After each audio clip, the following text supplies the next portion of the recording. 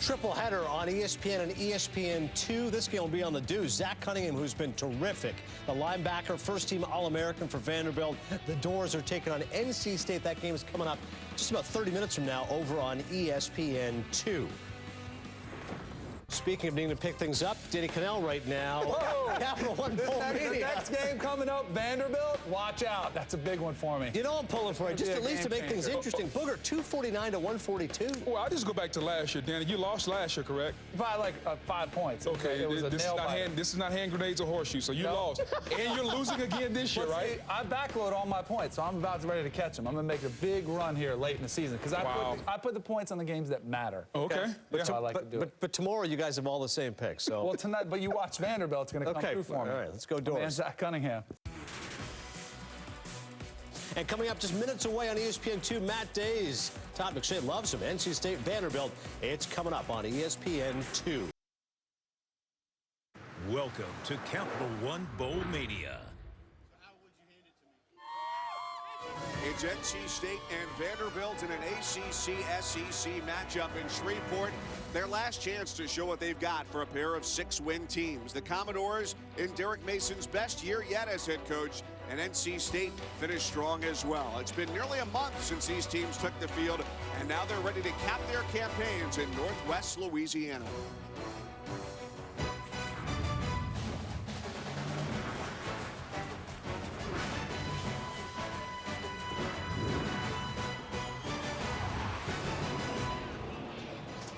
Welcome to the Camping World Independence Bowl today here at Independence Stadium in Shreveport, Louisiana. We've got the NC State Wolfpack and the Vanderbilt Commodores for a great matchup on the day after Christmas. Glad to have you with us up here in the booth. I'm Mike Cousins, along with former Auburn standout Cole Kubelik. When we talked with the head coaches of these teams, Derek Mason at Vandy, Dave Dorn at NC State, they both said the same thing. We feel like we're mirror images of one another. In a way, they are. 6-6, both have 1,000-yard rushers on their teams, and they want to finish strong today to go out in the 2016 season with a winning record. I think both teams, Mike, started the season a little rough.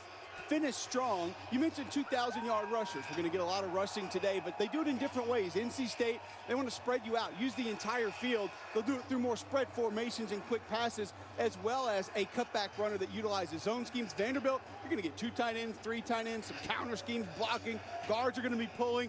So 2 teams that can run the football well, but they do it in 2 different ways. Well, let's talk about those formations as we get a little bit deeper and look at the offensive line, defensive line matchup here. Well, I tell you, Mike, when I put the film on and I knew that I was assigned this football game, I was excited about this matchup right here. Barrett Gauger and the Vanderbilt offensive line really progressed throughout the course of the season. I thought they turned the corner in the Auburn game around midseason, and they've gotten better week in and week out, played great football towards the end of the season. B.J. Hill is an elite defensive tackle for NC State. He and Bradley Chubb, I think, are future NFL prospects. We'll talk about them in this game. But this is an SEC defensive line. Make no mistake about it. I think NC State's defensive line is the second best in the conference behind the Clemson Tigers. Certainly a couple of future pros on there, and we've got a pro down on the sidelines as well, the third member of our crew, Kevin Weidel, to talk about the backfield for NC State. Quite a compliment, Mike. You look at the running back, though, for NC State, Matt Days. He's caught a lot of attention from NFL scouts. When you pop on his tape, the thing I like about him, the vision stands out. This guy is so efficient as a runner. You look in between the tackles on the inside zone, the natural feel for the cutback lane, finds it, gets in that crease, and you see the quickness there to make the defender miss, pick up that extra 4 to 5 yards. Then as an outside runner, you feel the flow of the defense, sense the vertical cut, and what I love, the ability to stick the foot in the ground, the acceleration through his cut to move the chains. Had a really good game against Clemson. You throw in his versatility as a pass catcher. I think he's in that 4th, 5th round range. Mike, I think he can be add depth to an NFL depth chart. And Vanderbilt defense, they better keep an eye on today. Zach Cunningham, the All-American, will do his best as Vanderbilt takes on NC State.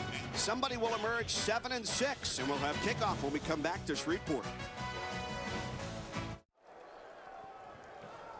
Back here in beautiful Shreveport, a river town where the weather is exceptionally comfortable this afternoon for the Camping World Independence Bowl. North Carolina State and Vanderbilt. Derek Mason having his best year yet in year number 3, has seen consistent growth, and Dave Doran taking his team to a 3rd bowl in 4 years for NC State. Now it's time to look at our keys to the game, brought to you by Franklin American Mortgage Company. Cole? I think for North Carolina State, this offense relies on the quick passing game, Mike. They have to get the football out quickly. The run game is there, but if they don't deliver the football quickly, they're going to struggle through the pass game. This offensive line's not built for elongated pass protection, and Vanderbilt needs to mix in Darius Sims. Not just rely on Ralph Webb, the school's all-time leading rusher. Find a way to keep this defense off balance. NC State gets a little bit stiff on the perimeter on the edge at defensive end and outside linebacker. I think Sims is a young man who could have a big game if Vanderbilt finds a way to mix him in. Darius Sims can be a very intriguing offensive option for Vanderbilt with Webb and Blasingame in the backfield. Vanderbilt wins the toss. The Commodores defer.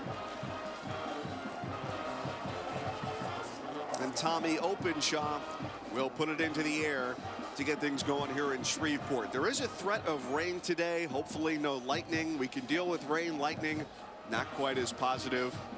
And Nyheim Hines is back deep, standing at his own goal line to receive for the Wolfpack.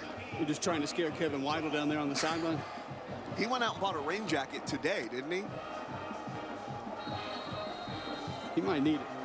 There's a guy who didn't look at the forecast, clearly, before he packed his bags.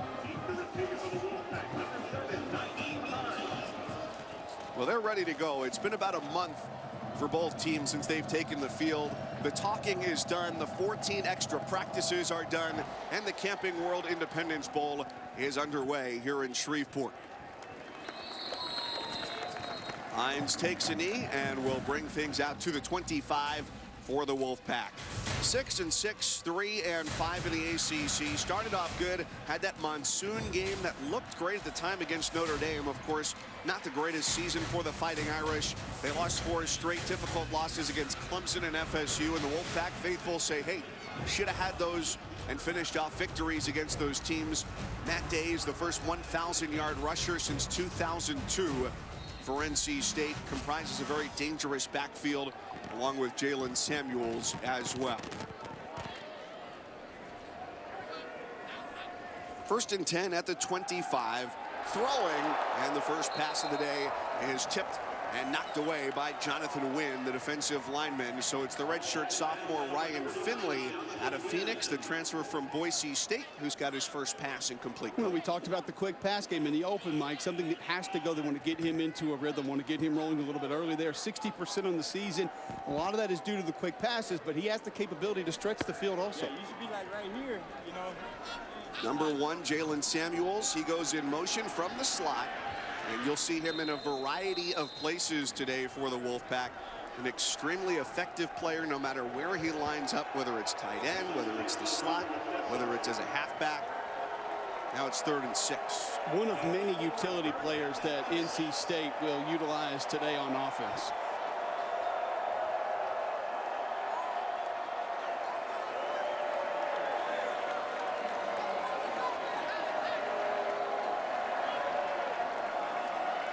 Finley's got 3 wide receivers. Samuels to the right of the formation with Days in the backfield. Just a 3-man rush and a short throw right to the first down sticks. Caught by Nyheim Hines. And he's got enough for a first down. Nice read by Finley. Turns into just a 3-man rush for Vanderbilt as Derek Mason's defense going to drop 1, showing just a base 4-man look, only rushing 3. Finley knew he had time to sit in the pocket. First and 10. Cole Cook, the tight end, blocking out in front for Days, who turns the corner. First down yardage. And across midfield to get Days rolling. 3rd leading rusher in the ACC this year, goes for 14. Mike, I love this quick toss out of the gun with the back offset to one side or the other there. You see Days offset to the left. Finley just going to turn and pitch the football. That really puts the defensive end to the play side in a bind because he's used to playing backside of the zone read. Well, Cole, as you said, it's another short toss there. The 2nd grab of the day for Hines. The Wolfpack moving quickly, another first down. This is their MO. Outside of Matthew Days, who's gone over 1,000 yards on the ground. These quick throws, the quick distribution from Ryan Finley, it's really how this offense and Eli Drinkwitz, the offensive coordinator, gets them going, gets them into a rhythm. Already 3 first downs on just 5 total snaps for State. Turn and hand off for Days. Now on the Lewis looking to throw deep. Downfield, there's a lot of contact there in the end zone as the ball is intercepted by Torrin McGaster. There are 2 flags down. Pass interference sure to be called as he tangled with Stephon Lewis in the end zone on the throw from Jacoby Myers.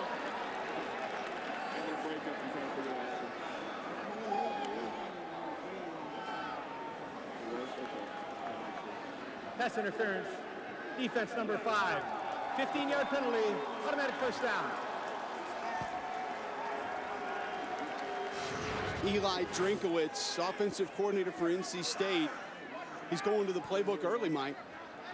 Little reverse pass. Now, they hit one of these earlier in the season against North Carolina for a touchdown. NC State did. But yeah, that was on the opening drive. They used Jalen Samuels, number 1, to throw a touchdown pass against North Carolina to Lewis. You see just a little bit of contact early there from McGaster is going to negate an interception.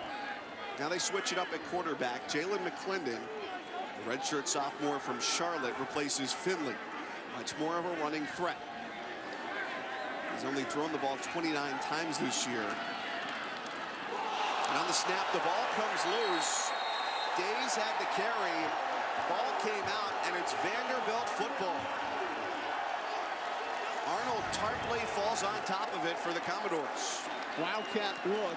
Days looks like he just takes a shot, almost maybe runs into the back of one of his offensive linemen. This will be a nice look. You see right there, he's going to run in to the backside of Thaddeus Moss at tight end. Well, it had been a quick start for NC State on offense, and now we'll get to see what Kyle Shermer and Ralph Webb have up their sleeves.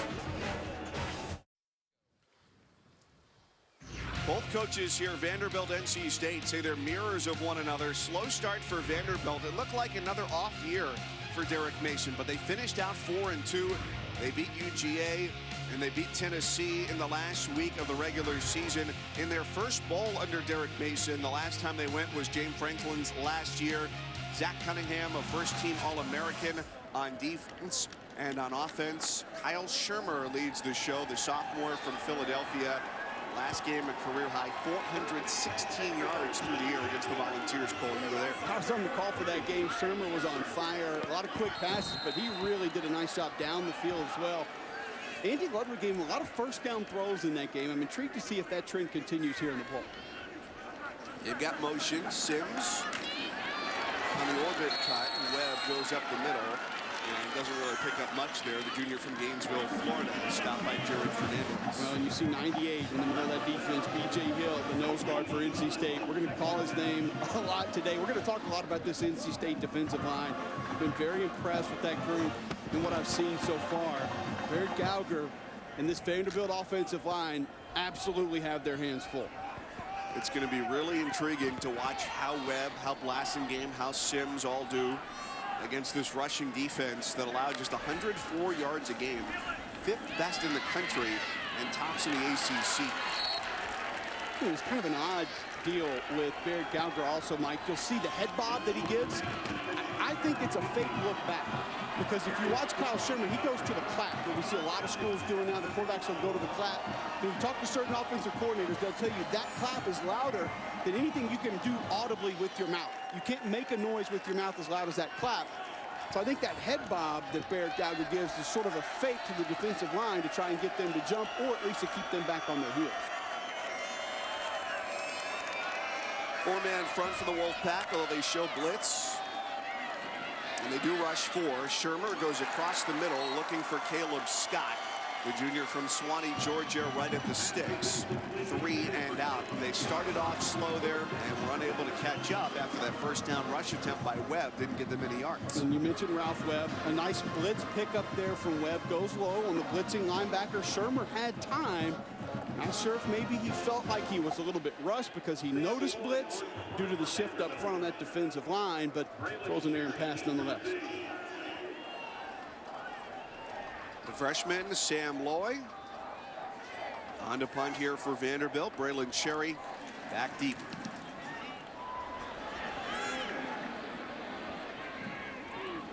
High kick. And it's picked up by Nyheim Hines. NC State turned it over on its first possession, 39-yard punt, and now the Wolfpack get back to work.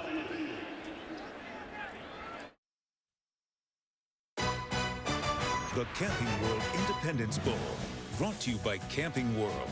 Get one-stop shopping for everything RV at your nearby Camping World RV Supercenter. Lee Michaels Fine Jewelry, a proud sponsor of the Camping World Independence Bowl. And Lexus. The Lexus December to Remember sales event is here, now through January 3rd. One of the traditions for the Camping World Independence Bowl, the annual big game show held during Friday's welcome party. It's a bunch of contests, knowledge, trivia, NC State. The winners this year, we'll see if that proves to be true for what happens on the field. Turnover on their first drive. So, Cole, what would you like to see different here from the Wolfpack after they started off nice on their first drive? Honestly, Mike, not much. I like the balance of run-pass. I like the quick distribution that Finley had. Maybe a little bit more Matthew Days, but this team has only lost 7 fumbles on the entire season. They've protected the football. Do what you do again here. On the ground, and a pickup of 2 for Gillespie. This is an offense that relies heavily on cutback runs. They're not a direct north-south run football team. That zone scheme allows for the backs to pick multiple different angles to cut and get north-south. 2nd and 8, the pocket shifts, and a high throw is reeled in by Jalen Samuels, the team's leading receiver. That's his 50th catch of the year. How valuable is this young man? Lines up in so many different places here. Split out wide, sprint out protection. Samuel was able to get to the sideline and find some space. Nice throw from Finley on the run as well.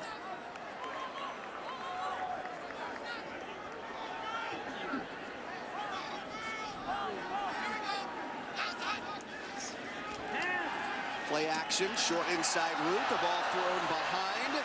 Now the question was the catch made by Stephon Lewis? Didn't look like he had control and was not able to make a move come into the game there.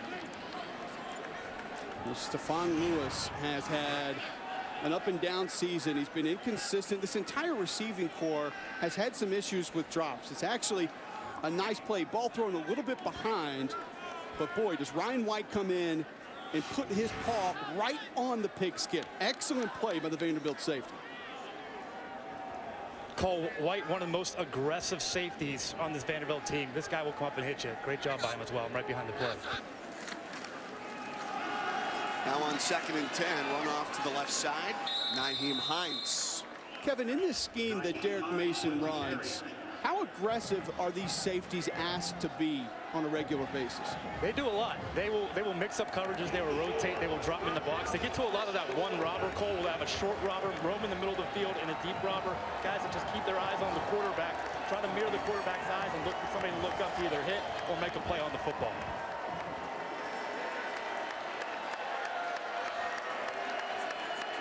Third and 6 from the 34 with a team that has had a lot of trouble kicking field goals this year. They need to get it quite a bit closer in order to be in field goal range. A diving try by Samuels, and it's incomplete. Very different look there for the Commodores, Mike. Only 2 defensive linemen with their hands on the ground. 3 other defenders walked up to the line of scrimmage. Felt like a little bit of panic from Ryan Finley, the NC State quarterback there, feeling like he needed to get that ball out more quickly than he actually did. First punt attempt of the afternoon. A.J. Cole, the sophomore from College Park, Georgia. Plenty of time. See if he can land this one down inside the 10.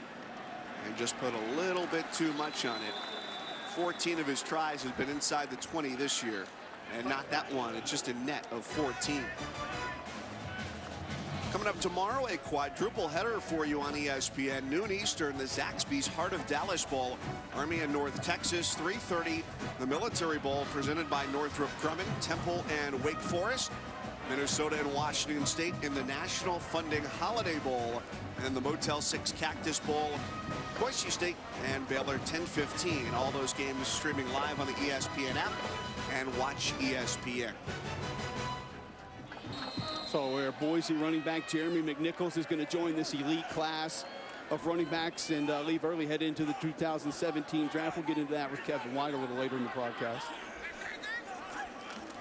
Now 1st and 10 from the 20. And Webb is quickly met just past the line of scrimmage, a gain of 2. There's a lot of conversation, Cole, about whether guys should stay or whether they should go. When you think about that conversation for top-notch players, and you got a great guy like Ralph Webb, another great running back here in Matt Days, they don't necessarily rise to the McCaffrey-Fournette level, but what are those players considering to stay or to go? 10 minutes left in the first quarter. You're trying to get me heated here in this broadcast. You're trying to crank it up already. Somebody's got to do it. Yeah, we'll talk some early entries after this play. On the ground, it's Webb. He shakes his way for a first down out to the 33-yard line for Vanderbilt. Ralph Webb is going to be an intriguing case to watch. We'll talk to Kevin White about him a little bit later. Listen, these three, I have no issue with go ahead and coming out. And if they were to skip their bowl game, if they weren't to skip their bowl game, I don't have a problem with it. Fournette, Cook, and McCaffrey are 3 elite prospects at their position. They have elite skill set. They have elite DNA, and they've all been ultra productive very early in their careers. This is a position that has a short shelf life. I don't mind it. I actually appreciate the fact that they've been open that, hey, I'm going to bail out and go prep for the draft instead of going with their team, maybe putting their program at risk by dealing with an agent in the time leading up to the game, and then, oh, I got a hammy, oh, I got a shoulder, oh, I have the flu, I can't play, and then bailing on your team at the last minute. At least they're upfront and honest about it. These are very unique situations. This is not going to be an every-year occurrence based on the position and based on those players' skill set. Now, what I do have a problem with, Mike, is people who defend those players and say, why should they go out and play in a meaningless bowl game? This bowl game is meaningless. These young men shouldn't be in that game. No bowl game is meaningless to a lot of different people for a lot of different reasons. And one of the things that Derek Mason did with his players, a look down the sideline, catch is made by Scott. He turns upfield, and a nice run all the way down to the 40-yard line. Guys, Mike Stevens not starting. They're starting a freshman, Nick McLeod, at that side, who just got beat there. Did a great job by Scott. Caleb Scott pumped that throw. Shermer put on the back shoulder, trying to go after the young freshman early on here, Vanderbilt. Well, that's an area that Kyle Shermer has progressed, just getting more on the same page with his wide receivers. That nonverbal communication, that understanding of, will you be where I'm going to put the football? Game at 25.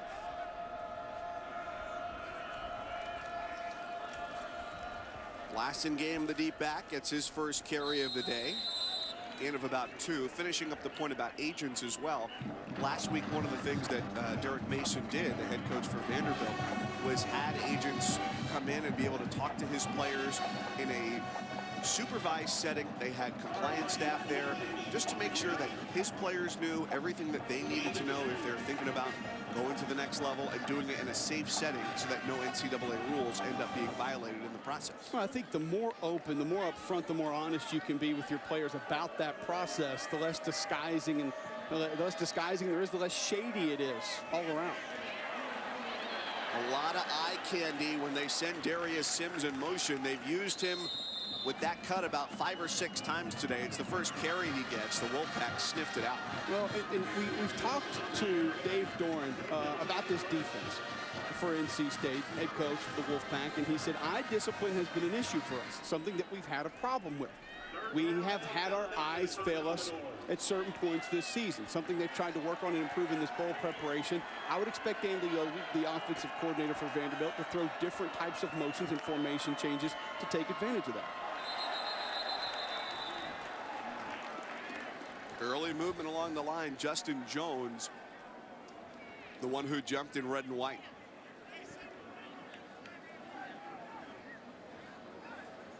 Offside. Defense number 27. 5-yard penalty. 3rd down. You know, Mike, this goes back to, we talked about Barrett Gauger, the center for Vanderbilt, how he's going to change things up at the line of scrimmage. He gives you the head bob. I think it's sort of a fake look between the legs. Kyle Shermer's obviously going to give you the clap. He can give you a fake clap. So a lot of different things happening up front for this Vanderbilt offense to try and keep this NC State D-line from getting a beat on the snap. 3rd and 4 after the penalty. Webb coming out of the backfield. Short throw off to the right side. And it's a tight end, Sam Dobbs, with just his 6th catch of the season. When you ask your offensive line to protect for 2-3 seconds as opposed to 7 seconds, it's a lot easier. You see slide protection there for the Vanderbilt Commodores. And Kyle Shermer understands this is not a situation where I have 6, 7, 8 seconds in the pocket to be able to scan and survey the field. This one's going to have to come out quickly, and that's an area that he and this offensive line have really come together nicely in the back half of the season. 4th and 2. Tommy Openshaw from 52. It would tie his longest of the year.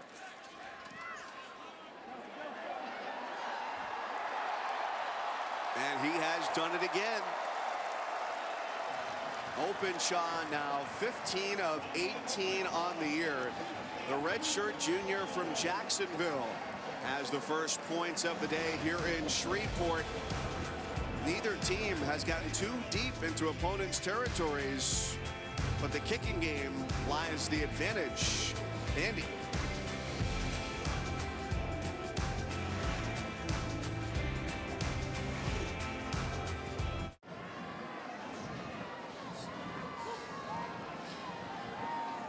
Back here in Shreveport, NC State and Vanderbilt. It's the Camping World Independence Bowl.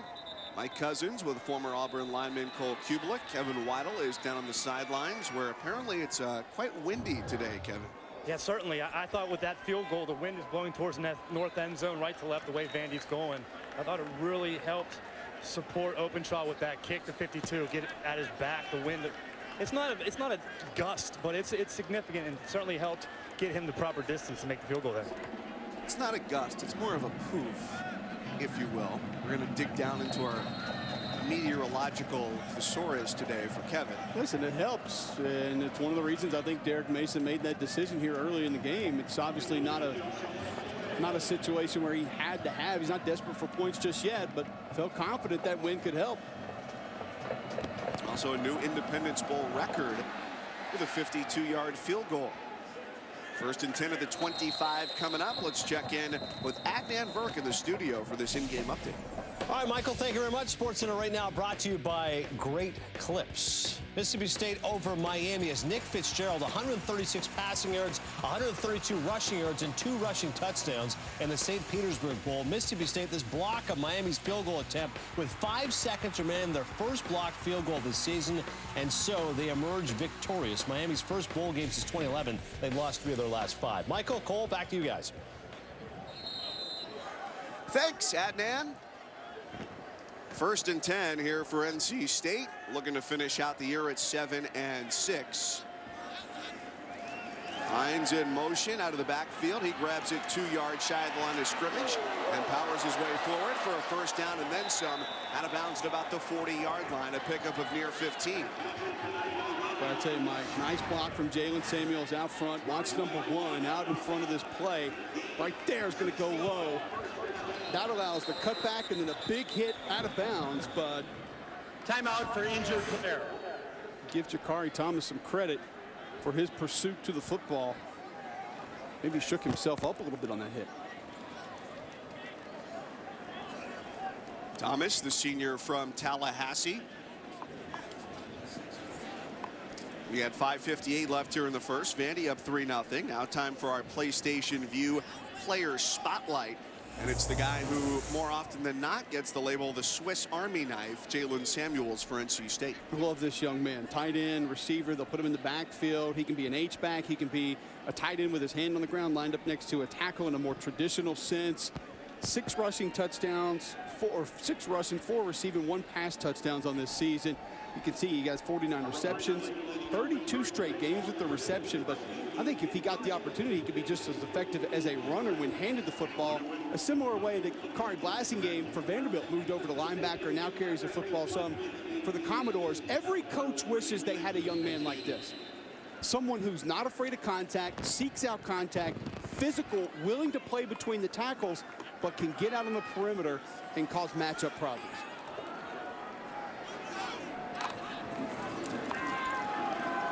On first down, it's a run off to the right side for Days. Gain of 4. It's 14 plays and 6 first downs for NC State. Still no points to show for it if you're just joining us. A fumble by Days after a collision with one of his own teammates was a fumble on their opening drive, and then a punt followed that. We haven't seen that shot down the middle of the field just yet either. We'll switch up here at quarterback, Mike. It's McClendon in for the second time. He sends Days in motion and gives it out for Days at the line of scrimmage. So first throw of the day for McClendon, who's now 17 for 30 on the year. And he saw quite a bit of usage in the regular season finale in that win against North Carolina. I think the coaches love his size, love his ability. He obviously gives you a little bit more in the run game. A little more of a physical presence, but you see the accuracy there on the outlet throw. That's basically just a toss sweep play that gets it to the perimeter a little bit faster. But Jalen McClendon offers athletically a little bit of a changeup for this NC State offense.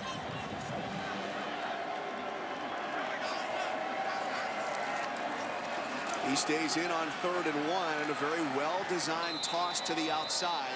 No real chance to catch up as the Vanderbilt defense was in pursuit to the boundary. Cole, they're doing a great job of attacking the perimeter. I think the Vanderbilt front seven is doing a nice job of clogging in between the tackles. Eli Drinkwitz is doing a great job of being creative, getting into his playmakers on the perimeter and space where they're most dangerous. I agree with Kevin, and one thing you're seeing Drinkwitz do is force bonus bigs in close to the football, so sort of jam the tackle box with bodies and then attack outside. 3 possessions, 3 trips across midfield, no points just yet. Days off to the left side. Has had 8 100-yard games this year, second only to Ted Brown, the ACC's all-time leading rusher, had 9 back in 1977. And now he comes off the field here on 2nd and 5. The thing about Days, Mike, he's not going to wow you. There's not a lot of flash, but he's almost never going to let you down. And you love that in a running back. Finishes forward. Rarely puts the ball on the turf. We saw it earlier today, but that kid almost never lets you down. Finley throwing. And now there's a very late flag. Stephon Lewis at his palm skyward. And we've got pass interference coming against Vanderbilt for the 2nd time today. Torrin McGaster, one of the top corners for this team in the vicinity. Pass interference, defense number 5. 15-yard penalty, automatic first down. The 2nd pass interference on the day going against Torrin McGaster. Bottom of your screen. I think a little miscommunication here. I'm not sure how you can say that football is catchable.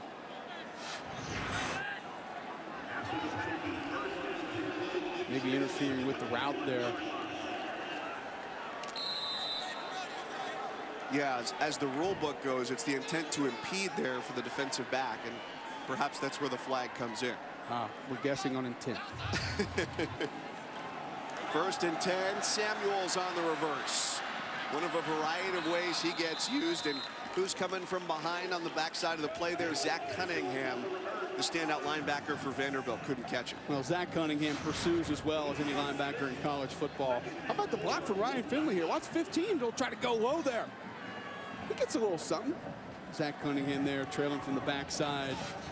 Has a real nice knack for locating the football and backside pursuit, a strength of Zach Cunningham. Yeah, the block for Finley, he was giving up about 60 pounds. Let's not call it a block. To Jonathan Got Wynn. in the way a little bit.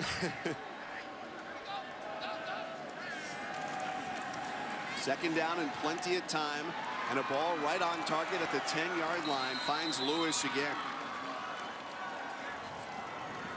Well, for as good as this NC State offense has been at times this year, Cole, the red zone has been where they've struggled the most. Scoring 76% of the time, 118th out of 128 in FBS. The only mistakes have been big mistakes. You put the Miami film on, 3 interceptions thrown in the red zone going in to score. You can't have those kind of mistakes, and the odd part about it is you have such a great running back in Matthew Days, a guy that you would feel like you just want to lean on and pound it in. It's Gillespie through the middle. And that's where I think that the Wolfpack faithful have perhaps had some head scratching going on with Eli Drinkwitz, the first-year offensive coordinator, coming in with the great options they do have, whether it's Days or Samuels? I think it's one of the reasons you've seen more Jalen McClendon. That play was a perfect example, Mike, of when Ryan Finley goes zone read with the option to keep it, the backside of the Vanderbilt defense flies down the line of scrimmage, only looking to make the play on the running back, giving no respect to the possibility of Finley keeping that football. He's got Harmon to the bottom of the formation. Trowell goes in motion. Off to the left side, Samuels pushed out of bounds by Cunningham at the 3. How about the reaction time that it takes for Zach Cunningham to see this play? It's almost a little hidden reverse play. With Jalen Samuels hidden, we saw the trick play earlier where the player sort of squats back behind the guard, trying to hide Samuels here a little bit, quick reverse, but Zach Cunningham is arriving before that play has any opportunity to develop. Cole, the length, the closing speed is what NFL scouts love about Cunningham. This guy's got a ton of range. Well, Days is in the Wildcat setup. Samuels runs in front of him. McClendon out wide to the left. It's Days with the carry through the middle, and he's tripped up short of the goal line. And it looks like the ball may have come loose for the second time today. We'll get another look at it. On the field was the runner was down before he fumbled the ball. Heck of a play by Josh Smith, 25 for Vanderbilt. Watch him come off the edge, not fall for the reverse, close back inside. That forces Days to have to make the cut towards the interior of that defensive line. You see the ball loose, we'll get a great idea here if it's out before he goes down. I think that ball is out, Mike. Cole, I'm standing right behind the defense here in the back of the end zone, and I thought it was out too. He was reaching out to get it past the goal line. I thought it came out. All right, Tom Fiedler. The runner was down before he fumbled. Play is under further review. Tom Fiedler is our replay official, so he'll take a look at it upstairs. We're fortunate to have Todd Ransom, a Big Ten official, with us up here in the booth as our rules analyst today. And what did you see? Looks like the ball was coming out before the runner's knee was down, so replay will look to verify that and make sure that the ball was loose and probably turn this ball over to Vanderbilt. Now the next step in that is when the ball comes out on the replay, it's got to be a clear and immediate recovery, correct? Yes, got to have clear and immediate recovery, and it's got to be indisputable video evidence by the replay crew. Todd, how have you changed how you call potential fumbles on the field based on replay over the course of your career? You know, you really can't change the way you call it on the field. You have to officiate the play for what it is, and then if something changes, let replay come in and make it right if we make a mistake as officials on the field. So they get a look at it. Ryan White, a redshirt junior safety from Louisville, came in and fell on top of that. So that's the second part that the replay official Tom Fiedler is going to take a look at there. Is it seems pretty clear that the ball was out before the knee was down. I think we're looking at a situation, Mike, where Matthew Days trying to dive ahead for extra yards, inherently knowing if I want to try to score, my knees need to stay off the ground. And by doing that, that football's jarred loose just before one of his body parts does go to the turf. And this just accentuates the red zone troubles here for NC State this year. They've already had one fumble inside the 20, and now this one comes at the 2-yard line. Well, also a football team that had lost 7 fumbles all season long coming into this football game. So they've been impressive protecting the ball all year.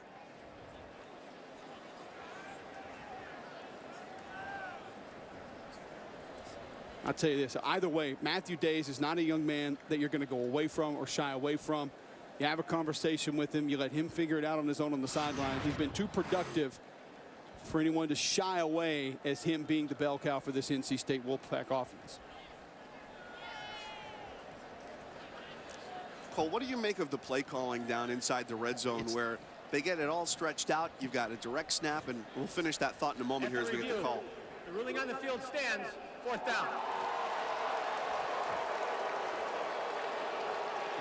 Well, let's go back quickly to Todd Ransom, our rules expert here in the booth, as the call on the field stands. So replay probably did not have the shot they needed to confirm the call as a fumble. So if it's that close and they can't confirm it, then they've got to let it stand as the call on the field. No indisputable video evidence. And now it's 4th and goal. Jalen McClendon at quarterback. Days the tailback. Samuels set right.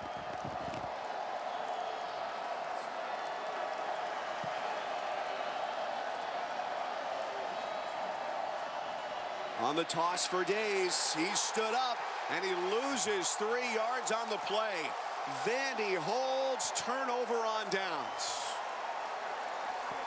How about the play for Vanderbilt from the cornerback position to come up, take on the block, and be able to force that ball back inside.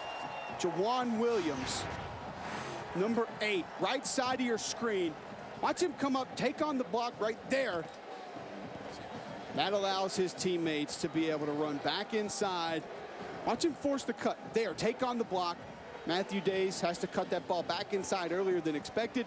And pursuit is never an issue for the Vanderbilt defense. Nice job by the black shirts getting over there making a play. An 11-play, 6-minute drive, and the Wolfpack come up empty. Now a chance for their defense to make a mark here.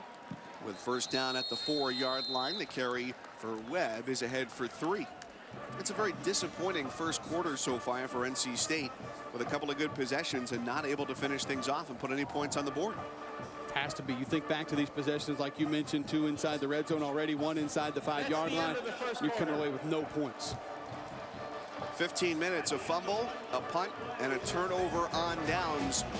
15 minutes in the books here in Shreveport. Vanderbilt with the lead. Welcome back to the Camping World Independence Bowl as part of Capital One Bowl Mania. NC State, Vanderbilt, a pair of 6-6 teams here in Shreveport, Louisiana. And after 1 quarter of play, Vanderbilt out in front 3-0. Cole Kublik, my cousin's Kevin Weidel down on the sidelines. And if you looked at the stat sheet, it would be quite deceiving to this point with the way NC State has started. But the Vanderbilt red zone defense came up huge there at the end of the first. The #1 red zone defense in the nation coming into this football game. 29 of 44 opponents have been on the season against this Vanderbilt defense inside the red zone. They've proven their worth today, but you're right. Mike, you would look at the stats and you would think NC State's been marching up and down the field. They haven't been able to close thus far. Even more impressive to cap off the red zone defense there. It's the 16th time in 45 tries Vandy has held the opponent scoreless. Impressive. In the red zone. And that's a Derek Mason-led defense in his 3rd year as head coach, 2nd as defensive coordinator. Well, Mike, I'm just not sure if this Vanderbilt offensive line is realistically going to be able to get it going against this NC State D-line. Weidel, you're right there in the back of the end zone, seeing these big boys in the trenches. Can Vandy get this run game going against this front? They're having some problems establishing the line of scrimmage. Your boy, B.J. Hill, doing a great job clogging it, but I've been impressed with Bradley Chubb, the defensive end. At 6'4", 275 pounds. He's been doing a lot. Disruptive against the run, even dropping in the coverage. I love the versatility he brings for his size. 21 tackles for a loss this year, ranked him 1st in the country.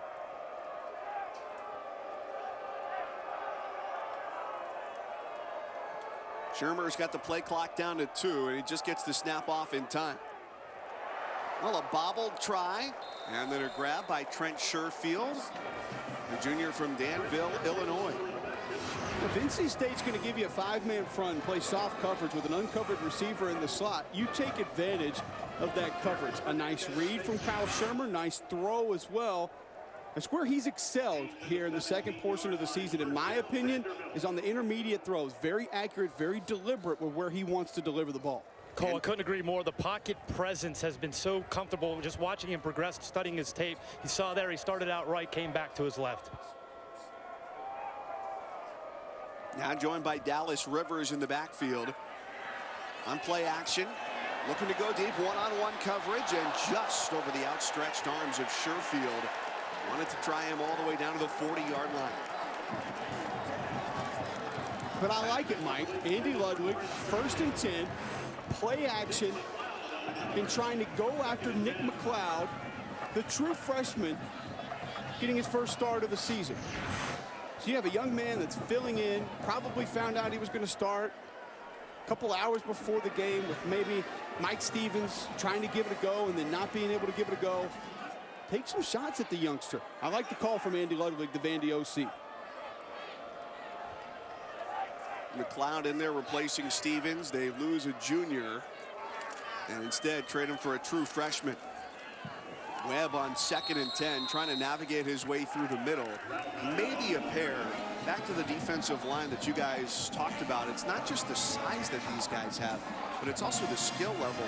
You call them the 2nd best defensive line in the ACC. Is it because you don't see a unit collectively this big and this talented throughout the year of conference play? Depth has a lot to do with it. They're not top end as strong and talented as a Dexter Lawrence or Christian Wilkins like Clemson is, but I think these guys, they go 6'8" deep as far as elite talented individuals, and they bring a lot of bulk like you mentioned, Mike. This is a big, bulky, physical group that plays mean, but they're technically sound as well.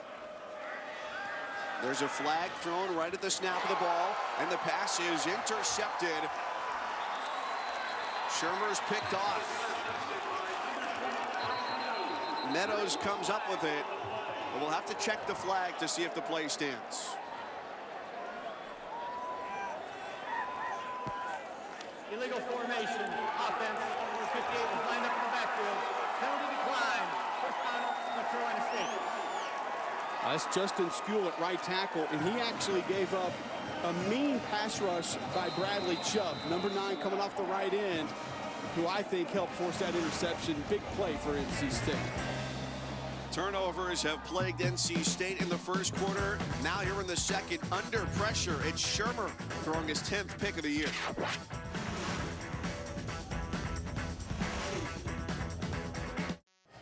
Coming up Wednesday, we'll have 3 more bowl games for you on ESPN. The New Era Pinstripe Bowl, Yankee Stadium, number 23 Pittsburgh, and Northwestern 2 Eastern. Then at 5:30, the Russell Athletic Bowl, number 16 West Virginia and Miami. Wrap up the day with the Advocare V100 Texas Bowl, Texas A&M, Kansas State.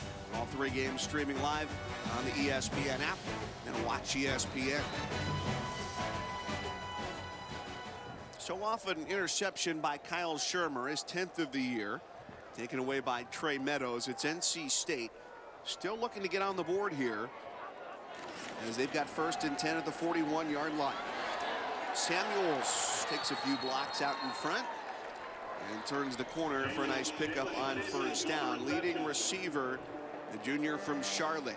I think what people are going to be looking for this year, it's if you are not familiar with NC State, and chances are if you're at home on the couch today and just flipping channels, not necessarily following the Wolfpack this year, new offensive coordinator Eli Drinkwitz in his first season. I'm sure that fans of the team want to see more touches for Samuels. Go back to last year, the Belk Bowl, he only touched the ball 4 times. He's a guy that you want to force feed the football to, but when you have a running back like Matthew Days, he's going to be getting the bulk load of the work. I've been impressed with what Eli Drinkwitz has done with this NC State offense. He's a Gus Malzahn disciple, coached with Malzahn at Springdale High School at Arkansas at the high school level. He was an analyst on the Auburn staff in 2010, obviously the Cam Newton National Championship run. So he likes the spread formation. He has 3 principles that they live by. He wants to control the tempo, go fast as possible, attack the line of scrimmage. He wants to go vertical and horizontal through the air to spread the defense out, and execution is number 3, which every coordinator, offense or defense, has to have a group execute if you're going to win football games. But this is a team that they do a lot of it with window dressing, but they really stick to their bases of what kind of an offense they want to be. 3rd down, short toss, and Hines gets the job done. We saw Drinkwitz up there in the booth. He kind of had the Leo Mazzoni going on, the old Braves pitching coach who would sit there next to Bobby Cox and just rock back and forth. But hey, it worked for them. Yeah, and it's working for him, this offense. And when you talk to Dave Dorn about this offense, the head coach for NC State, he'll tell you, he said, our defense needed this offense more than our offense did. It's been great, and it's rejuvenated our offense and given us a lot of yards and a lot of points, but we needed to practice against the team that was going to sell out to run the football on a day-in, day-out basis, and they've gotten that with Coach Drinkwitz this year. Days coming out of the backfield, picks up a nice block out in front. He's got a first down, and it's back to the red zone again. Give credit to Kelvin Harmon, the freshman wide receiver, for helping break that play open. Excuse me, Mike. Torrin McGaster, Vanderbilt corner's going to slip a little bit on this play, but I like Drinkowitz attacking the numbers. There you see McGaster slip, and then it's one-on-one with a safety. We get Matthew Days one-on-one with the third-level defender. That's on you as a running back.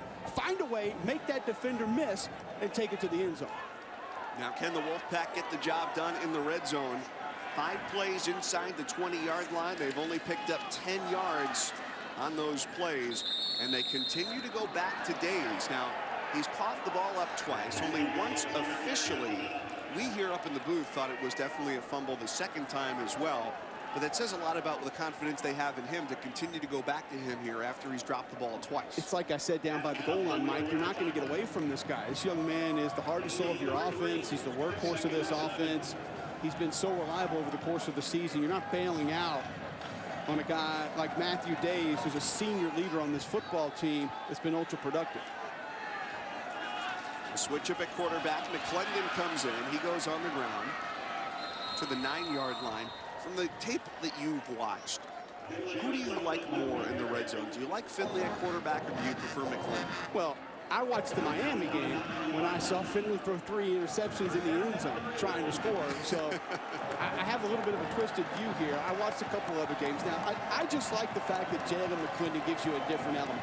And he forces the backside of a defense, backside defensive end, backside linebacker, even backside corners and safeties to play you straight up and be honest, because then that opens up those cutback runs from Matthew Days that he's been so successful with this year. Empty backfield, they can still pick up a first down. The throw is to Samuels. He slips the tackle, dives for the end zone, and he's in. Touchdown, Wolfpack. 5th receiving touchdown of the year for Samuels.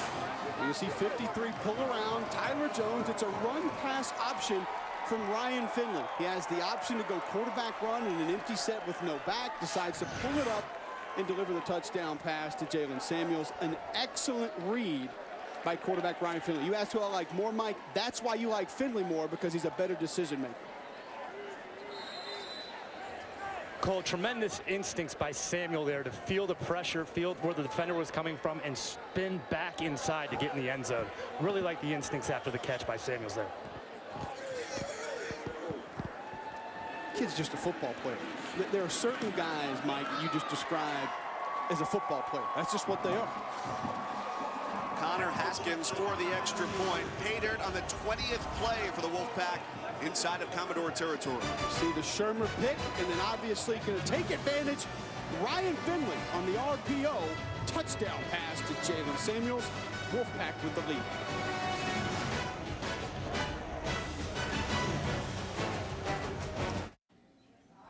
The Camping World Independence Bowl, brought to you by Camping World. Get one-stop shopping for everything RV at your nearby Camping World RV Super Center. And the Capital One Venture Card. Earn unlimited double miles on every purchase every day. What's in your wallet? You come down to Shreveport, you think you're going to find Cajun food, but one of the delicacies here is Monster Croc candied apples, created by Cindy and Jim of the Chocolate Crocodile. I think I might sink my teeth into just about any single one of those and be pretty happy about it. The white chocolate's looking yummy. Kyle Bamberg ready to tee it up here as the skies get a little bit more gray here. You know, this has turned out pretty good so far. You look about a week out, it was rain in the forecast, maybe 50 degrees, and it has been much warmer and much drier than expected, to the delight of both squads.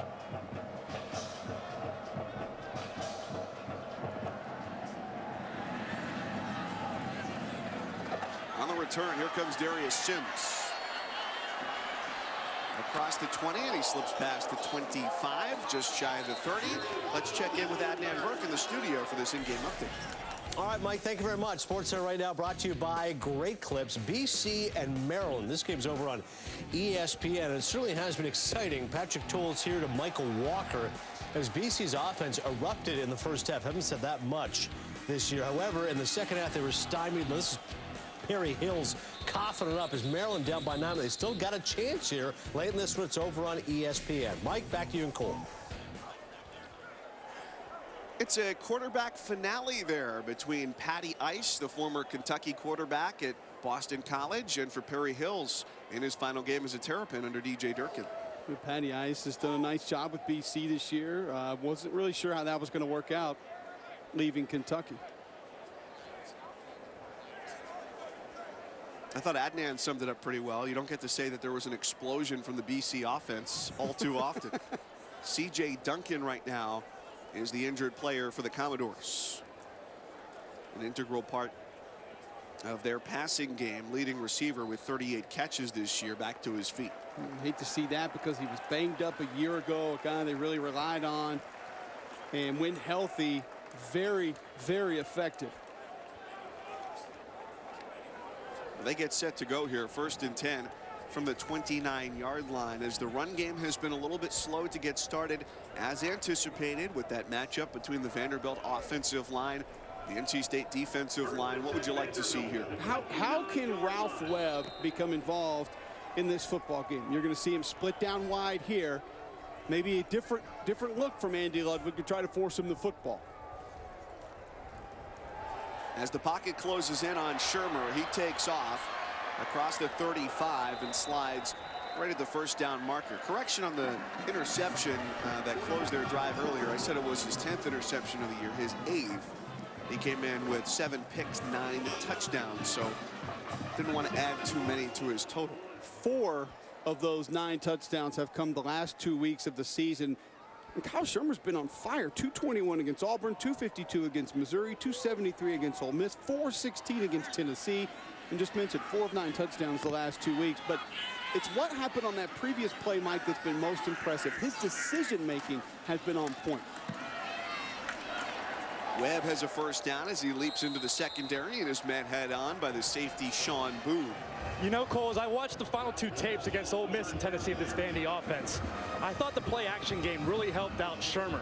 But the thing about the play action game, it's only effective when you can establish the ground attack. And they're having trouble establishing the rush right now, which is why they haven't had those shots that we've been used to seeing the last couple weeks from Shermer and this Vandy offense. I think it opens up your playbook on 1st and 2nd down, too. They've been a very balanced football team as far as play calls on 1st and 2nd down. It was Sherfield who came in motion. He takes the snap off to the left side of the defense, and he starts to break away down the sideline. He jukes his way inside the 15 and is finally tripped up by the freshman Nick McLeod. Watch him work. Big-time run for Sherfield. I like the call from Andy Ludwig. Attack the perimeter, not finding much space on the inside. Pretty good block down at the edge, and a nice job staying in bounds by Trent Sherfield. Get another look there as that block downfield. And Sherfield hurdles one, sprints past another. Explosive play for the Commodores. And he's coming off a big game against Tennessee. He goes for 45 there after in the season finale against the Volunteers had 9 catches for a $184 in Nashville.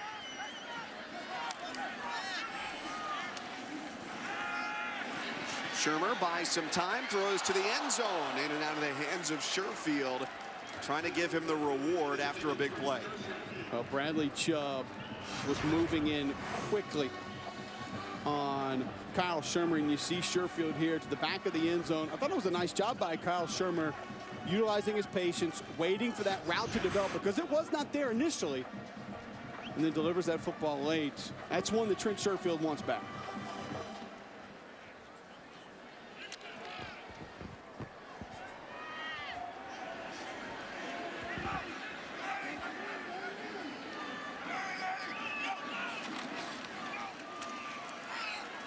Second and 10, it's Webb. And he's down to the 5-yard line. One of the things that Andy Ludwig really praised Kyle Shermer for as the season wore on was throwing to where his receiver was going to be rather than where he thought he might end up. And you watch his feet there shift position as he takes the hit from Chubb. One of the criticisms that he also had was his shoulders not aligning with where the ball was going. Now, granted, that's a tough spot there, where you've got 6'4", 275 closing in.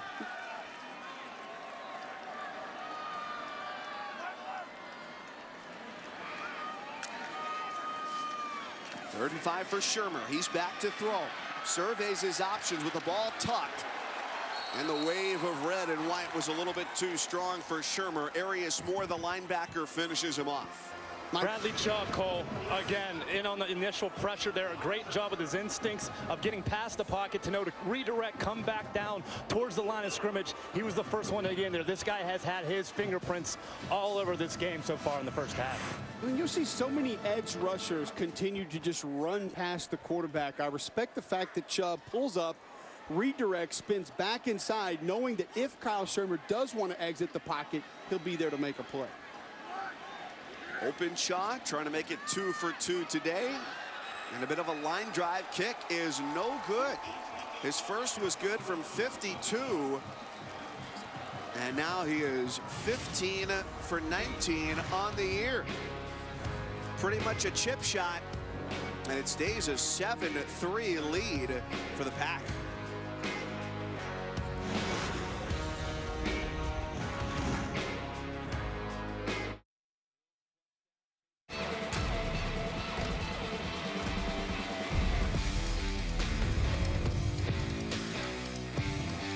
So close to New Year's Eve, just 5 days away for the college football playoff semifinals.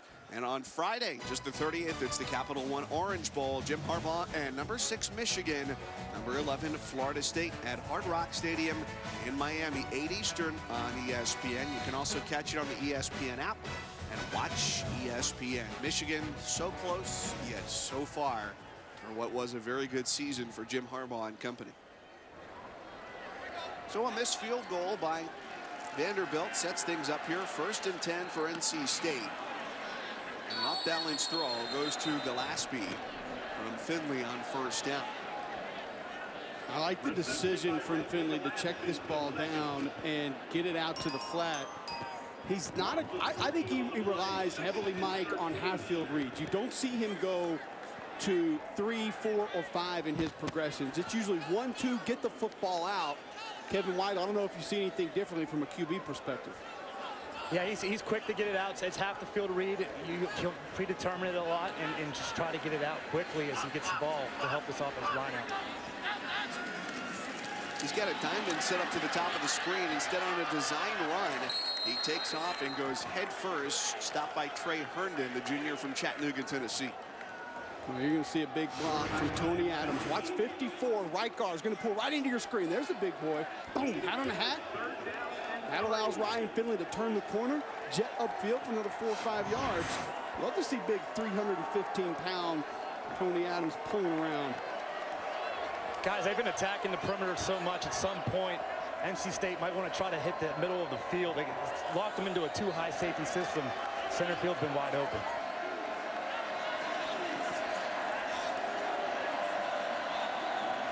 Three-down linemen for Derek Mason's defense. They drop 8. Which means Finley's got some time. He's trying to take off and run it again. And he comes up shy of the 1st down marker, tackled by Jonathan Wynn. Same as earlier in the game, Mike. Base 4-man look. 1 defensive tackle drops out into zone coverage. So a 3-man rush. If you can force Ryan Finley out of the pocket with a 3-man rush, that's a big win for Derek Mason's defense. 4th and 1. Dave Doran and the Wolfpack. 3rd bowl game in 4 years. St. Petersburg Bowl a couple years ago. The Belk Bowl last year. I'm not okay with that. I cannot deal with a 3-man rush getting to the quarterback. It should be impossible. There's 3 on 5. There's no way that should ever happen. Right, neither of us great with numbers up here, but we know that 5 certainly is better than 3. A.J. Cole with a low bouncer. Well away from Darius Sims. NC State quiet on that try. Up 7-3. I'm Adnan Burr. Coming up on the Buick Halftime Report, we'll have highlights of a special ending for Mississippi State. That was the first game of our triple header today. Also, a scoring frenzy in the Quick Lane Bowl as Maryland-Boston College engaged in a shootout. Don't normally expect a lot of offense from BC. Defense where they make their bread, and wins if. What has to happen to the underdogs in the college football playoff semifinal, Clemson and Washington? Danny Cannell, Booger McFarland will offer that. Mike, back to you and Cole. Adnan, I think Cole was a little bit disappointed today to see no turtleneck from Danny Cannell in the studio. It must be as warm in Bristol as it is here in Shreveport for Danny to skip the turtleneck. Here at the Camping World Independence Bowl in Shreveport, Louisiana, 7-3 NC State over Vanderbilt, and perhaps one final drive here before halftime. Mike Cousins with former Auburn standout Cole Kublik. We've got Kevin Weidel down on the sidelines, and it's Vanderbilt going to work here. First down and 10. Shermer on play action, taking his time and throwing incomplete there on first down. Another first down throw for Kyle Shermer. Andy Ludwig likes to go to that play action and go first down throw. Shows the confidence that he's built in his young quarterback to be able to go out and put the football in the air on first down. Great recognition by Josh Jones, the safety, Cole. It's something he's had problems with at times, being overzealous, a little aggressive. Now he's moving to the boundary safety. He's been more involved in the run game. He's got caught biting on play action at time. A great job showing discipline and sticking with the tight end there. Jones, team leading tackler with 106 through the first 12 games. Both of these teams 6-6. Coming here into the Camping World Independence Bowl. Webb on the carry, gets plenty there. And for Webb, his 8th carry of the day, takes him close to 40 yards. And earlier in the game, set a new single-season rush record at Vanderbilt, eclipsing Zach Stacy's yardage mark from 2011, this time 16 yards. 3 tight end set. You saw Tyrone Riley, 95, defensive end for NC State, gets sucked down in by that initial motion. A lot of people get frustrated with jet sweeps and jet motions. You don't realize the visual impact that it has on defenders and how it can take them out of a play. First and 10, Shermer rolling. And the ball dropped by Duncan. A little bit of an issue today here for some of these Vandy receivers not helping out Kyle Shermer. This is not a high-powered enough offense to overcome drops consistently. This wide receiver core for the Commodores needs to shore it up some. Shermer just 3 of 11 for 35 yards. Vanderbilt, a missed field goal on its last drive, down 7-3. And it's been 4 straight 200-yard games for Shermer. Well off that mark right now. He just drops it off at the feet of Webb. Pressure coming in hot.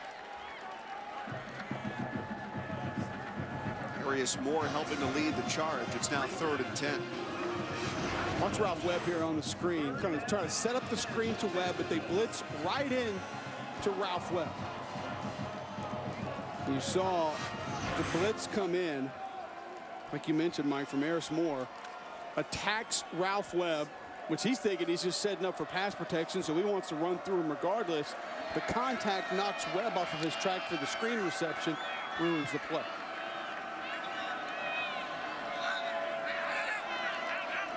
Four receivers, the 4 down linemen spread wide for the Wolfpack. Shermer steps up, and it's in and out of the hands of Webb. And the call on the field, incomplete. The Wolfpack were getting ready to celebrate perhaps an interception. McLeod, the freshman, getting the start today, did not come away with it in time. Nice job of feeling pressure by Shermer, exiting the pocket. Now, I'm not sure about this throw. There's a lot of green in front of Kyle Shermer.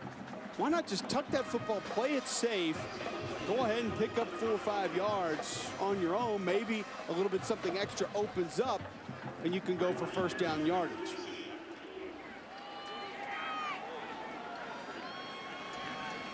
The last 8 dropbacks for Vanderbilt have yielded an 0 for 7 mark, plus an interception. Lloyd puts it on a couple bounces as Cherry takes the hop. Stuffed at the 19-yard line. That was a real short drive. That didn't even last a minute there, taking some time off the clock for the Commodores. Week 16 Monday Night Football, big playoff implications as the 9-5 Lions take on the 12-2 Cowboys in Arlington, 8:15 Eastern on ESPN, also streaming live on the ESPN app and watch ESPN. You want to know how the Cowboys are rolling? Come to a bowl game in the Saints' backyard and see Dak Prescott and Zeke Elliott jerseys all over the crowd. You got a lot of random shirts around today. You got some Saints, which makes sense. The Steelers, also well represented, a couple rows down in front of us. Polamalu and Roethlisberger side by side. And a whistle here before first down for the Wolfpack. The previous play is under further review. Cole had a Steeler attire on yesterday. Listen, that was a big win, Weidel. Steelers needed that one, especially against that team. That's one game I never feel good about as a Steelers fan. That Baltimore game makes me nervous.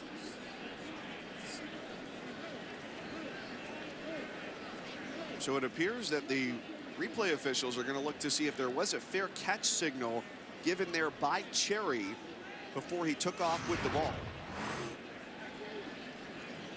This will give us a look. And it's got to be a clear signal from him, hand over his head. I didn't see one there.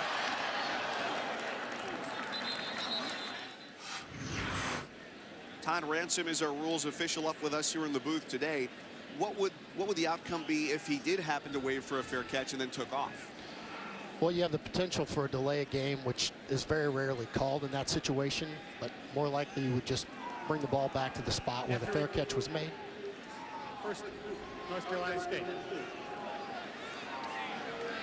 So it's something that we rarely do see there. Absolutely, rarely see it. So 2:14 to go here for NC State, a 7-3 lead.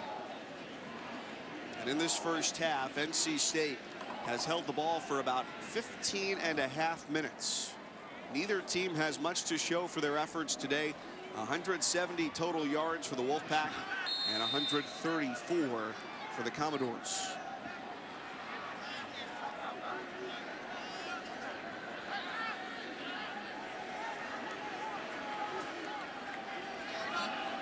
Five wide receivers with Days out wide. It's another design run where they get a lineman on the move. Will Richardson helping to pull for Ryan Finley. Same play that we saw the touchdown pass on from Ryan Finley to Jalen Samuels. You're pulling that backside right tackle around. Finley has the option to go or stay up and deliver a quick pass. He picked up 7 there on first down. It's another quick toss. Nyheim Hines makes the catch, his 5th of the afternoon. This is where this offense just eats you up, and you can see now Eli Drinkwitz, the offensive coordinator, he wants tempo, wants to go fast. Feels like he has Vanderbilt in a look that they can exploit. Both teams with all 3 timeouts inside of a minute 45. It's a 4-man rush. Quick catch for Harmon and immediately stuck as he gains 4, and we got a timeout. Charge timeout, North Carolina State. They're first. This will be a 30-second timeout.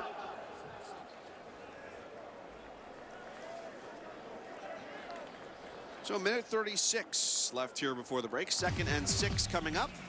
College bowl season running all the way up to the semifinals on New Year's Eve, and of course the college football playoff championship. You can catch it all on the ESPN app and watch ESPN. Download the app or visit watchespn.com. Kevin Weidel and I had bowl game going at breakfast this morning on the ESPN app. Shared some biscuits and gravy. So a healthy breakfast and Not a healthy really dose of biscuits and football. gravy. No, I just said that because we were in the South, and I feel like I should say that.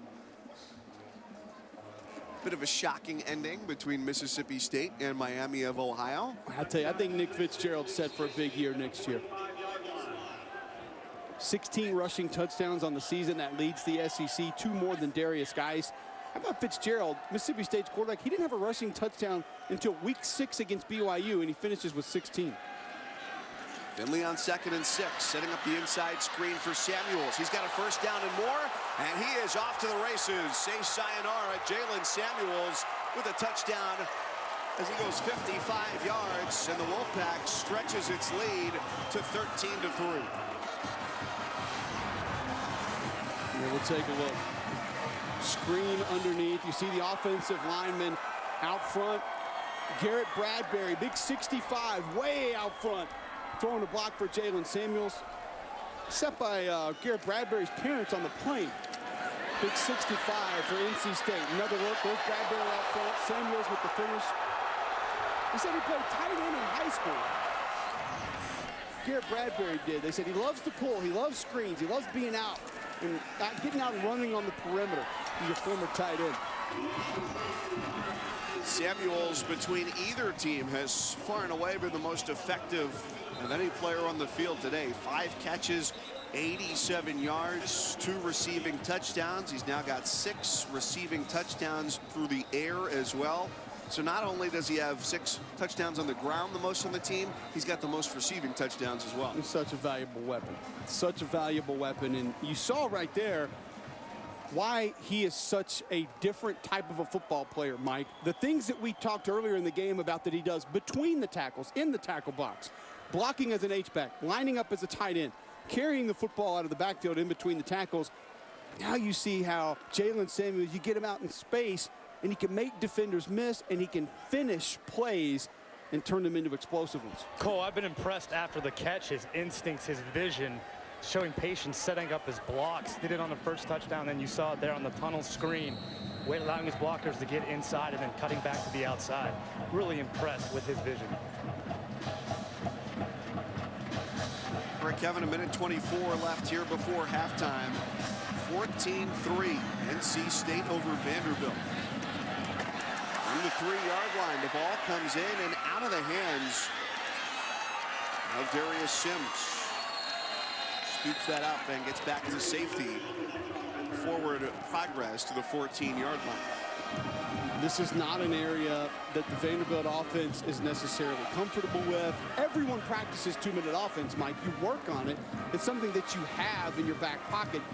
It's at your disposal, but Vanderbilt's not a team that does it on a regular basis. They're not a football team that likes to go tempo, that likes to go fast. So intrigued to see how Coach Mason and Andy Ludwig, the offensive coordinator, handle the final minute 17 here, down 14-3.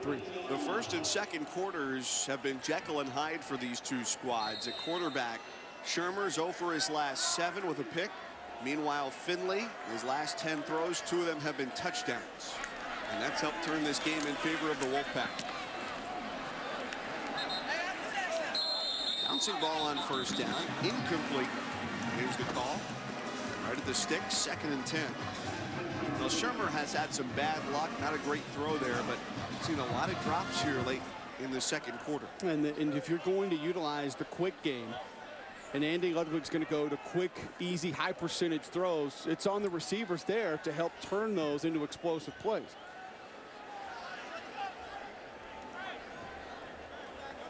Shermer won this job the final 5 games as a true freshman, away from Johnny McCrary, who left the program to transfer from Mercer, and now has taken control, coming off a career-high 416 yards. There's 35 yards passing today. They've still got a full complement of timeouts, and as it has been most of the day, Webb has been stymied trying to run 9 carries and is yet to hit 50 yards. You see more of the value of the NC State defensive line here. Justin Jones, this young man, 6'2", 312. He's lined up as a 4-man front defensive end. So he's lined up wide out over a tight end. North Carolina State, their second. To be a 50-second timeout. Please reset the game clock to 1:07. 1:07. When you can have guys like a Justin Jones, a B.J. Hill, Kendavius Street, I know Tyrone Riley sort of moves around a little bit, the versatility of some of these defensive linemen and stay big and physical at the same time, boy, that causes a matchup problem, even for a team like Vanderbilt that uses 2 and 3 tight ends at a time, Kevin. We're talking about, I agree, Cole, the more you can do, the better. Talk about Nick Chubb. We've been talking about him a lot in the first half here. This is a guy who's put on 15 pounds in the offseason. He was a linebacker, moved him to defensive end. He's done a great job rushing the passer. He's been able to drop with the versatility. This guy's an impact player. I think he's really helped himself and put himself on the mark with these NFL scouts. Kevin, this is an elite class of edge defenders. Where would a guy like Bradley Chubb, if he decided to come out, fall amongst some of these other elite defensive ends and outside linebackers in this draft class? It's 3rd and 8 here. Strong push from Chubb, and the ball just scooped up by Webb, and he's got a first down, so the clock stops momentarily. Cole, to your point with Chubb, I think he's in that second-day range. I think you're looking at the second round. And the more I study his tape and just seeing his length and his size reminds me of Kevin Dodd out of Clemson. Remember, Kevin Dodd had a really good end of the season last year. Clemson got himself in the second round. Tennessee Titans. I can see Chubb that way as well. On the slant, Caleb Scott reaches across and makes the catch. And now a timeout taken by Vanderbilt. Back to that defense momentarily, too. They're first. It was both Bradley Chubb and Josh Jones who submitted their names to the NFL College Advisory Committee. So they've got until January 16th to submit their names for the draft, basically just to get some feedback right now. And their defensive coordinator, Dave Huxtable, said, look, our conversations haven't progressed to that just yet. But certainly it doesn't stop outside eyes from saying, here are guys who certainly have a chance. Well, and Bradley Chubb, when I watch him on film, the first thing that sticks out is his length. In particular, the wingspan. He can be a matchup nightmare for offensive tackles. Whether or not he wants to try and rush upfield and beat you around the edge, he can utilize those long arms to remove your arms from him attempting to block him. If he wants to bull rush you and turn inside and try to knock you back into the quarterback, he obviously is going to win that battle due to the length of his arms, because he's going to gain momentum by having his arms inside of yours. And if he comes inside, same thing. He wants to rip, he wants to swim. That arm length is a big advantage. Again, another short pass. Shermer connects with Scott. They might need a big strike here. They've got 2 timeouts left. But the longest play of the day for Vandy has been 45 yards. Card Glassing game's going to check in at running back, a better pass protector in the backfield with Kyle Shermer, former linebacker. Shermer goes off the back foot and too high for C.J. Duncan. Bradley Chubb, he's going to try to be a first-round actor as well. He's tied up a little bit, I think, with Will Holden, Mike, at the end of this play. And a little bit of shoving back and forth, and Chubb does his best Vlade Divac impersonation. You see Chubb right here. Into the play. Little shove, back and forth, and ah! Oh. Yeah, because 6'4", 275 falls over like a feather. Almost looked like Bielema on the sideline against Alabama last year. Good job by the Big Ten crew here today to stay away from making any call there. Pocket collapse quickly there on Shermer. Down he goes. Expect another timeout here. Well, this young man, Bradley Chubb, making a name for himself. Top of your screen. There's those arms I'm talking about, Mike. You get him inside of Will Holden, who's an offensive tackle that's very well thought of going into draft season. Gets a nice push right into the back of the backfield. 14 second quarter points for Vanderbilt, or rather for NC State, after the Wolfpack was down 3-0 after 15 minutes. The winner of this game finishes 7-6. It's NC State's game right now. We send you to the studio. Here's Dan Burke. Mike, thank you very much. I promise. Danny says it's Turtleneck Tuesday. Explosive is not an adjective we'd be using for either of these offenses so far. NC State has the lead 14-3 over Vanderbilt. Alongside Danny Cannell and Booger McFarland here at the Buick Halftime Report. We'll get to NC State in a second, but Booger, you know Vandy as well as anybody. What's happened to this offense? Well, the key for Vanderbilt all year has been their running game, the physicality at the line of scrimmage. When they cannot run the football, their offense struggles. As you've seen, Kyle Shermer is very inconsistent as a quarterback. They have to get Ralph Webb the football, and the receivers cannot drop the ball when it's thrown to them. Is this SEC depth going to take over the second half? That's all I hear from you. I don't know if it's SEC depth, but the Vanderbilt offense has to run the football. Their defense has been good, but their offense puts their defense in too many non-advantageous situations throughout the season. For NC State, though, leaving some points there on the field. They could be up by a lot more now, right? They could, but Ryan Finley's done a nice job. He's had a pretty good first half for them, and our boy Jay Samuels, had a nice first half as well, making some plays. NC State finding ways to get the ball in their playmakers' hands. Well, no doubt about it. When you look at Samuels, he's a guy throughout the season. He had 11 touchdowns. He's got 2 more touchdowns today, and they're figuring out a way. He's their best playmaker. They're going to get him the ball. He's got a couple of runs. He's also got some screens, and when you put the ball in your best playmaker's hands, you can see what happens. Here's a guy. He just takes it to the house. Speed, athleticism. As he goes, so has his offense gone so far this season. Right now in Capital One Bowl Mania, Danny Cannell is an underdog. You need Vanderbilt here to step it up. So I did. Somebody on the inside gave me a tip and said Vanderbilt. Somebody? Yeah. One of our producers. You know what I'm talking about. Claire Atkins, yeah. She's anchor down. Yeah, love it. Anchor down, baby. I think I might have taken a bad tip watching that first half. At NC State, we're on a march to achieve our full potential. We have extraordinary skills. We have great thinkers. From the hands-on introductory level all the way through the PhD. We're not just scientists that sit in a lab fiddling around with test tubes. We're problem solvers. We make something impossible possible. To solve real problems in the world that actually save lives. We are doing things that nobody else is doing. We're here to think and do the extraordinary.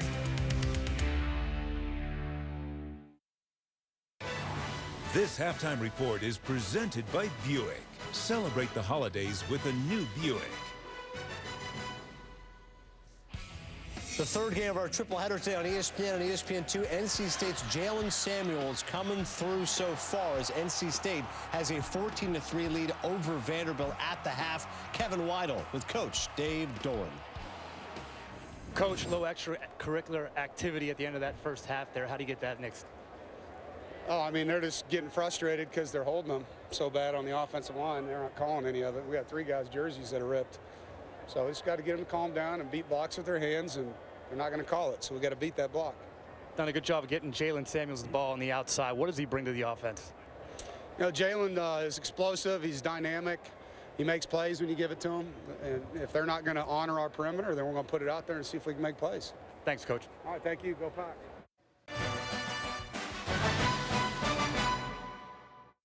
And right now, Capital One Bowl Mania, you're gentle over 100 points against Galloway. Could you realize there are about 800 points? Like, you guys are talking about a first quarter basketball game. Like, oh my gosh, you're getting blown out. There's still 3 quarters left to play. Sometimes some leads are so insurmountable. You spend so much energy trying to come back. I don't fall for that. I got a lot of backloaded points here. Just one question. 30 confidence points on Vanderbilt? Yeah, well, we're working on that. Second half still to go.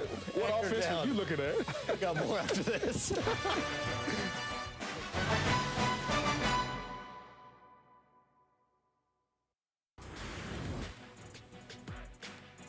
Second half action is coming up with Mike, Cole, and Kevin. Right now, NC State has a lead over Vanderbilt, 14-3. Enjoy your second half.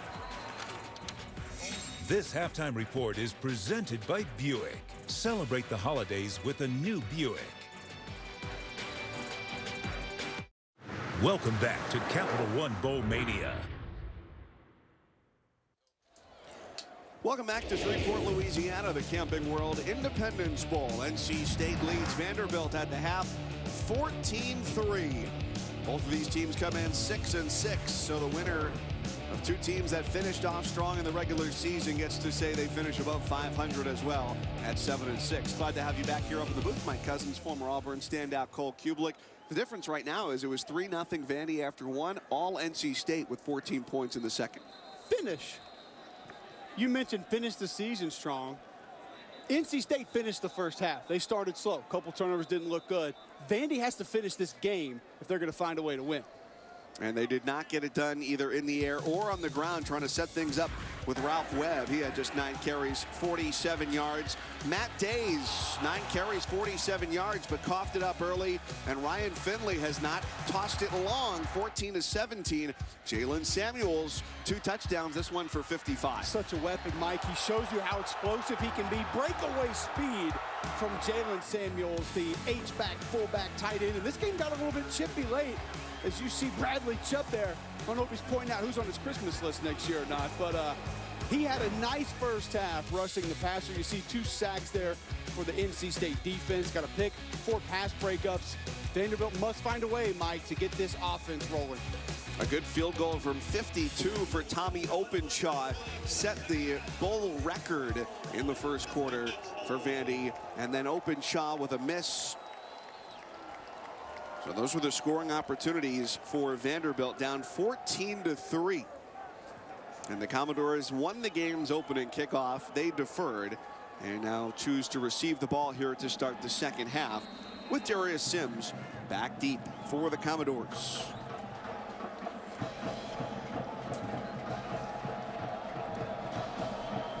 Vanderbilt looking for its first winning season since 2013. The last year for James Franklin. See if they can get it done here in the second half. Let's go down to the sidelines. Kevin Waddle. Thanks, Mike. Talked to Derek Mason coming out of the locker room. Talked about offensively needing to stay ahead of the chains and execute on third down. Too many drop passes, he said. On the defensive side of the ball, he said, we got to do a better job of tackling. You guys talked about that perimeter, NC State attacking the perimeter, Jalen Samuels. He said, flat out, we just have to do a better job of tackling in space. Samuels was able to slip away on that screen. We got warm weather today here. When we talked to Coach Mason last week, he said he was going vest no matter what the weather. No need to take that thing off. So they started selling the vest too? Looks like Carl Weathers in Predator or something. I like that look. Bigger fan of Arrested Development, Carl Weathers. Makes a mean stew. Happy Gilmore would probably be my favorite. You know how much that vest went for on the Vanderbilt website? $199. I know you're a man of high fashion. Would you pay $199 for a jacket with no sleeves? Well, not with the Vanderbilt logo, because SEC fans, you know how they are. They love to hate more than they love to love. So I would get a lot of hate for wearing Vanderbilt gear, but it's a good-looking vest, man. On the bright side, the shipping was free. There you go, see? It's waterproof as well, guys. Just to add to that. That's big. They say no rain here until about 8 o'clock Central Time tonight. And certainly hoping that holds off. Webb gets a couple going to the left side. You know, the vest, to me, is kind of like the iPad. If you're cold and you want to wear something warm, why not just go for the full jacket with sleeves? If you want something that can do computing, why not just go for the full laptop instead of the iPad? It's an intriguing point because I'm a big iPad guy. No, literally, you have a gigantic iPad. But I'm not a big vest guy. I don't go vest very often, so I think I just ruined your theory. All right, away from clothing and back to football here as Vanderbilt's opening drive moves to a 3rd and 2. Shermer on a floater has it picked off, taken away by Josh Jones. Here he comes down the sideline, and it's going to be great starting field position for the Wolfpack as Shermer's tough day continues with the interception, his 9th of the year. Well, it's not just an errant throw. There's obvious pressure that's going to cause this. Play action, so it's going to take a little bit longer to develop. And Justin Jones, remember we called his name earlier, Mike, and he was out at defensive end. Now he's at defensive tackle. A nice swim move inside, wins a one-on-one. That contact is what causes the floater. And then, of course, Josh Jones with the pick and the finish. Nice rush there from Justin Jones. Low center of gravity, 6'2", 312. Nice lateral quickness on the interior of that defensive line. And that's the tough part about play action, Mike. It takes a long time to develop. So if you give up a rush, especially if that quarterback has his back turned to the defender, there's a chance he's going to come up, not see it in time, and it can cause an errant throw. The expectation, perhaps, among Commodore faithful that it was going to be Shermer looking like he did late in the season, but much more, he's looked like he did early in the season. Reversal, of course, for Gillespie, who gets it on 1st down for the Wolfpack. Guys, NC State can really take control of this game. I feel like that's a big momentum-changing swing. They got to do a good job of finishing here in the red zone, something they haven't done a great job of all season. Well, remember, Vanderbilt's defense came in as the #1 red zone defense in the nation. This group has stood up when they've been tested. Gave up a couple big plays, but in the red zone, they've been solid today. Earlier in the game, the Vanderbilt defense came up with a turnover on downs inside the red zone. Samuels, a couple scores today, goes in motion. And the flip into the backfield for Stephon Lewis. And a short game just shy of the 10. Like Adam Butler there, the big defensive tackle for Vandy. I hadn't called his name much, 69. Goes about 300 pounds. Their defensive end comes upfield and forces that play back inside. You can see that red zone defense for Vanderbilt, just how successful they've been for the majority of the season, yet giving up the score today. In these situations, similar yardage, similar spot on the field, we've seen perhaps more Jalen McClendon at quarterback than we have Finley, but it's Finley, 3rd and 2 from the 10.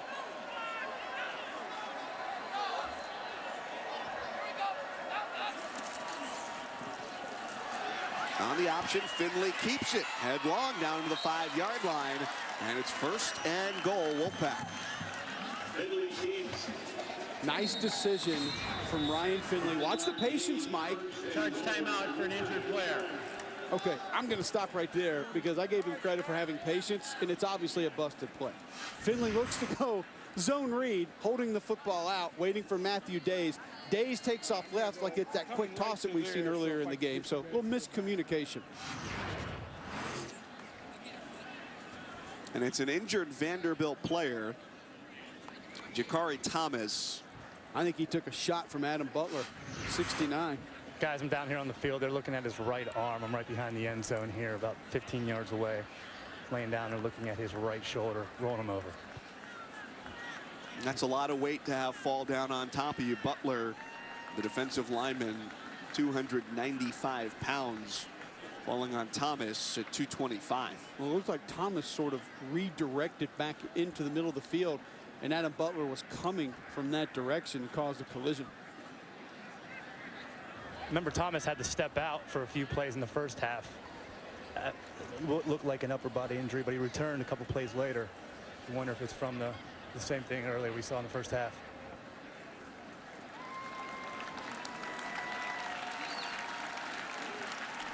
So he comes off the field now, first and goal at the 5-yard line. Plenty of options here, whether it's Days for NC State. Samuel's already with a couple touchdowns, and Finley on the offense back to it.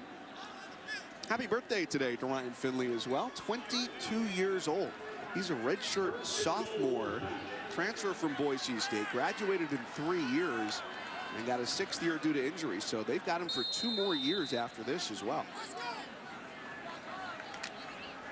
Crazy how my brain works is I'm thinking he's only going to take like 1 or 2 classes every semester the rest of his football career since he's already graduated.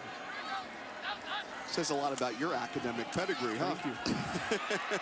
Cut back right, Gillespie is in standing up. His second rushing score of the day, and the lead is now 17 for NC State. Cutback runs so valuable for NC State. Watch the patience from Gillespie. He'll go flat, outside, and then boom, north and south. An excellent job by that offensive line, just riding the zone play right, getting a hat on a hat, riding your defender flat down the line of scrimmage, and allowing the back to cut off.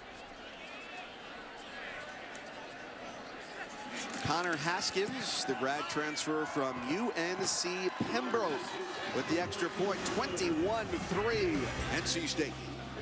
Pressure up the middle from Justin Jones. Josh Jones with the interception. Sets up Reggie Gillespie for 6. Wolfpack is back, causing mass destruction.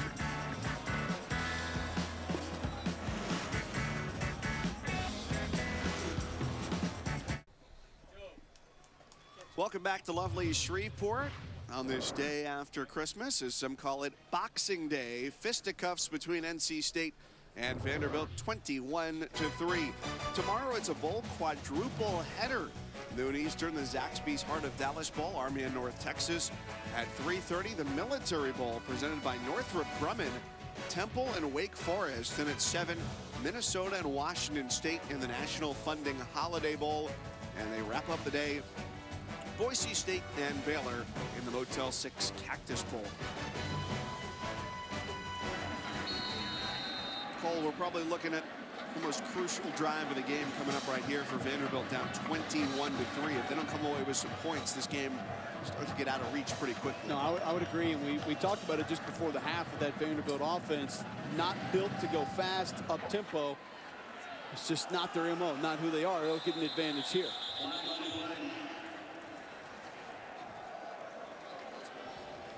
Free kick out of bounds, kicking team number 92. Ball will be placed at the 35-yard line, first down. A rare occurrence for Kyle Bamber, just his second kick out of bounds this year. Well, on Christmas Eve, both NC State and Vandy players took time out of their trip to spread some holiday joy here in Shreveport. They went to the Northwest Louisiana War Veterans Home to share memories with the elderly, and the Providence House to bring gifts and smiles to kids. The players spread some cheer to those who needed an extra lift this holiday season. Cole, you know better than just about anybody here in this stadium that a trip to a bowl game is not just showing up the day before playing the game. You're right there for an extended period of time. A lot of cool events usually get in about a week before the actual game. You're going to practice, but no schools, so you're allowed to do a lot of different activities and things. You mentioned the game show earlier. that both teams competed in. I can remember being a part of this Independence Bowl in 1996. So I was on an Auburn team that played Army. We had a talent show, similar things like that. I saw Vanilla Ice perform twice here in 1996 in Shreveport. Not once, but twice. We had to double up. It was that good. No, it wasn't good at all. But yes, that's a real thing. We did see Vanilla Ice perform twice here. When you're not 21 and you visit Shreveport and you can't go to the casinos, you got to get creative. Bowl trips are great. They're fantastic for kids. They get gifts. You get travel money. You get to go do things and experience different things. You add to your life experience as a college football player, and there's value in that. And the struggles continue for Shermer with his wide receiver core. That was Sam Dobbs, so he's targeted earlier in the game. Had one catch for 2 yards and just isn't able to hang on. It's 3rd and 15. Tough to put a lot of it on Kyle Shermer, though, because you brought up the drops from the receivers, and also we've only seen 3-4 real errant passes from Kyle Shermer, but he's taking hits every time it seems that he's thrown a bad pass. Cole, at the end of the season against Ole Miss and Tennessee, I thought this receiving corps made a ton of plays on the perimeter. I think that's been the difference tonight. They're just not coming up with those plays that they made late in the year. I would agree, showing corner blitz up top here. And they back off. They just rush 4 across the middle, cutting sideways, not enough for a first down. C.J. Duncan didn't get it. Well, you get to 3rd and 15. It would have had to been a good throw. But like you said, Cole, the pressure has been there all day, and the offense has not come off the field just yet. Derek Mason looks like he's actually thinking about going for it here.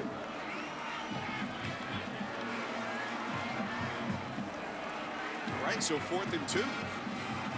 Feeling the desperation on the Vanderbilt sideline, down 21-3 here early in the 3rd. I think this is an obvious pass down here for Vanderbilt. The quick pass game's been great late in the season. Just a couple of reads and a fastball through the middle. Duncan, his most reliable target this year, helps convert the 4th down. Great protection up front from this Vanderbilt offensive line. You see Kyle Shermer, he'll pump a few times. Just a 4-man rush. That's been enough for the Wolfpack today. Shermer sticks in the pocket, waits, and allows C.J. Duncan to create just enough space to squeeze in that football for first down yard. No, good throw. Not only did he have to hit his target, he had to clear the umpire in the middle of that play as well.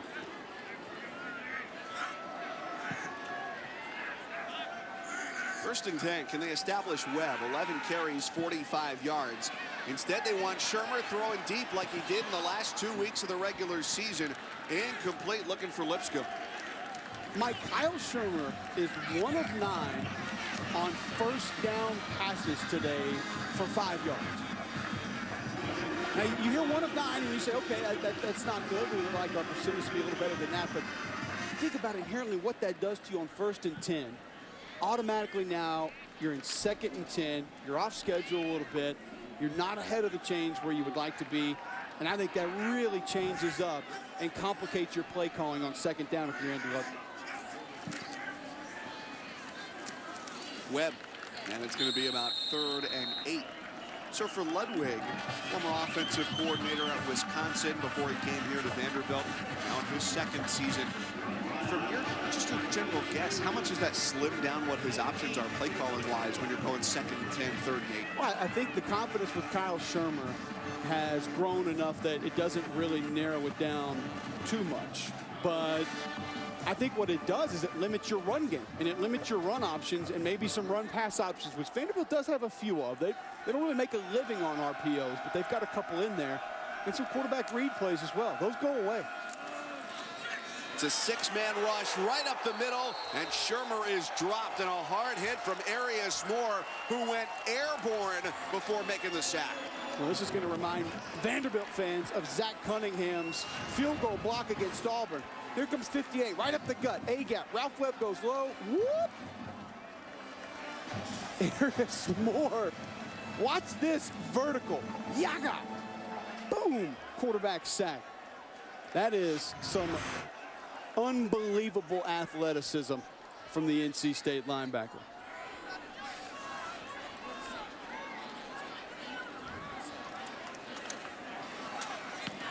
Openshaw gets it away. Braylon Cherry from the 6-yard line.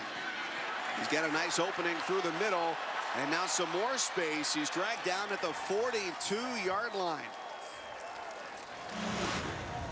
35-yard return. Well, from the second quarter on, it's been all Wolfpack on offense and now on D here in the third.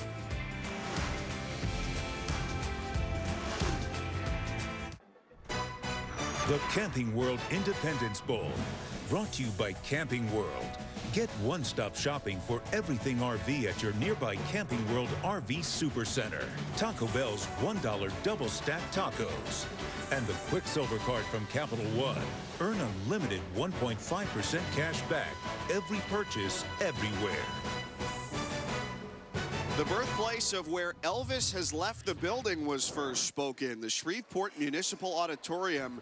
1954, Elvis developed his act. And now, you know, 21-3, NC State over Vanderbilt here in Shreveport. Mike Cousins with former Auburn standout Cole Kubalik. Kevin Weidel is our man down on the sidelines today. And after a punt, return of 35 yards by Braylon Cherry. 1st and 10 for the 42 for the Wolfpack. They were down 3-0 after one quarter. An unimpressive first 15 minutes for Dave Doran's squad, and they have been every bit the opposite of that since then. A wide open Nyheim Hines got a fastball too far out in front of his right hand. Finley just lost the control on that one. Had it. You saw the motion from Eli Drinkwitz, the offensive coordinator for NC State, the opposite direction that rolled the safety back to the middle of the field. They tried to play the numbers game back over. Vanderbilt's been going single safety to try to match up numbers on both sides of the field rather than giving those numbers to NC State. Really caught Vandy right there, but couldn't come up with the completion. Finley, 14 of 18, 164 yards, 2 touchdowns.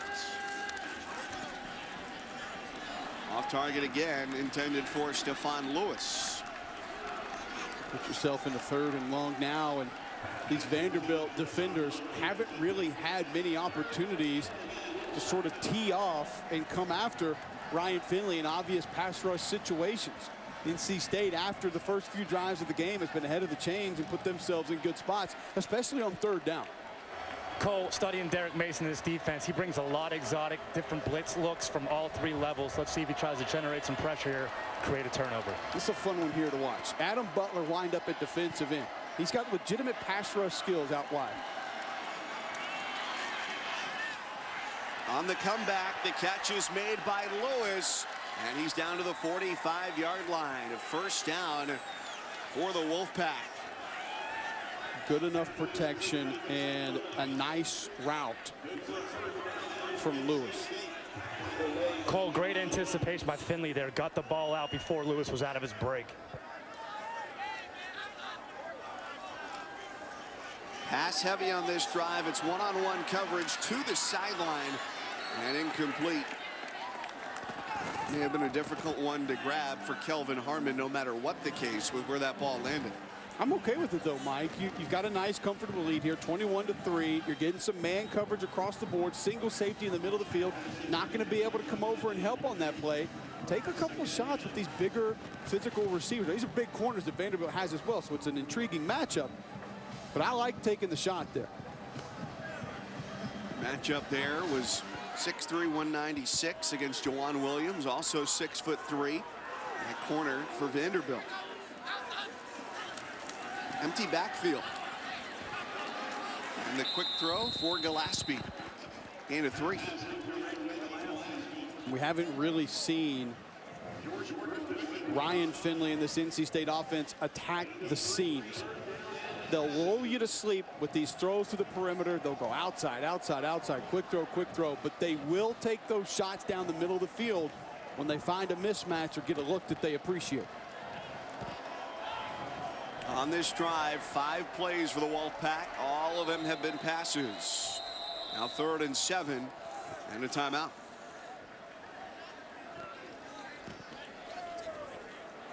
.6:58 left here in the 3rd. North Carolina State, they're first. This will be a full media timeout.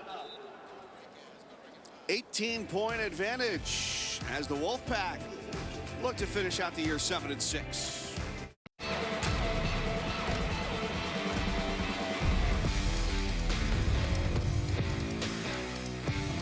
College football playoff semifinals on ESPN Saturday. The Chick-fil-A Peach Bowl, 3 Eastern. Number 4 Washington and number 1 Alabama. Then at 7, the PlayStation Fiesta Bowl, Ohio State and Clemson. Cole, you and Brock Hewitt are two of our colleagues who have the privilege of being on radio Monday through Friday. I bet you're ready to stop talking about the games and ready to watch them after all this time, right? I enjoy the lead up, though. There's so many good games leading up to those. You don't really get congested and bogged down just talking about that one. What a throw. Finley on 3rd and 7 finds Braylon Cherry. Great throw to anticipate the spot and to extend the hands and finish the play.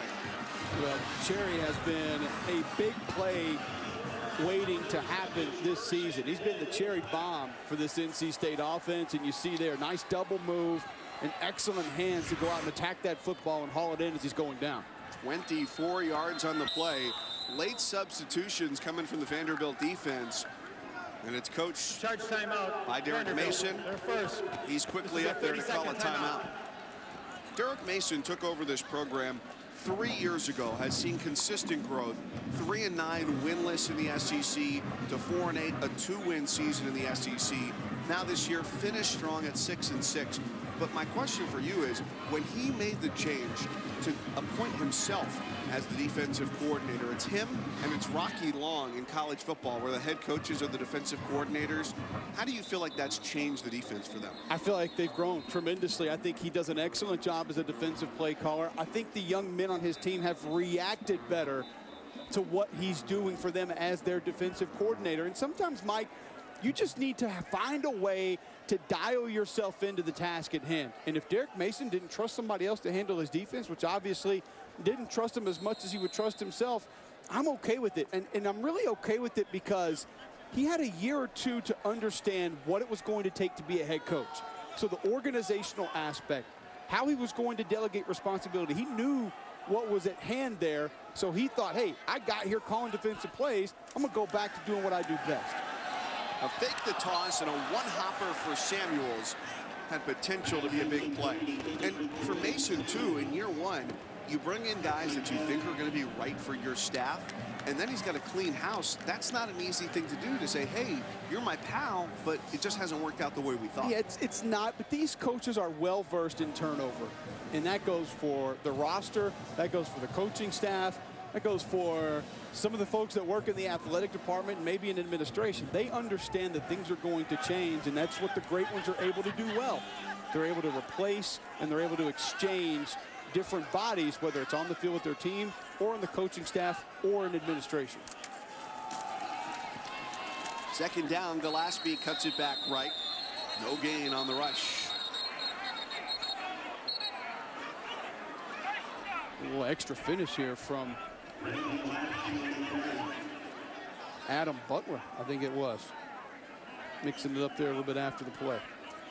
And when Kevin spoke with Wolfpack head coach Dave Doran at halftime, he said, look, we got to get some of those calls there along the lines. We got 3 guys with ripped jerseys. Was not particularly pleased with the calls along the line.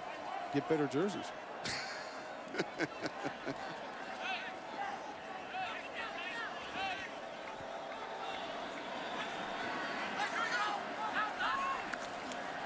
Now 3rd down. Going inside for a screen for Samuels. He scored a touchdown on this play already today, and he does it a second time. The 3rd touchdown of the day for Jalen Samuels.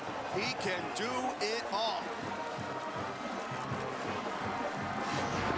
Samuels, they do such a nice job, Coach Drinkowitz and company, of hiding him and moving him around and finding different ways to get him involved.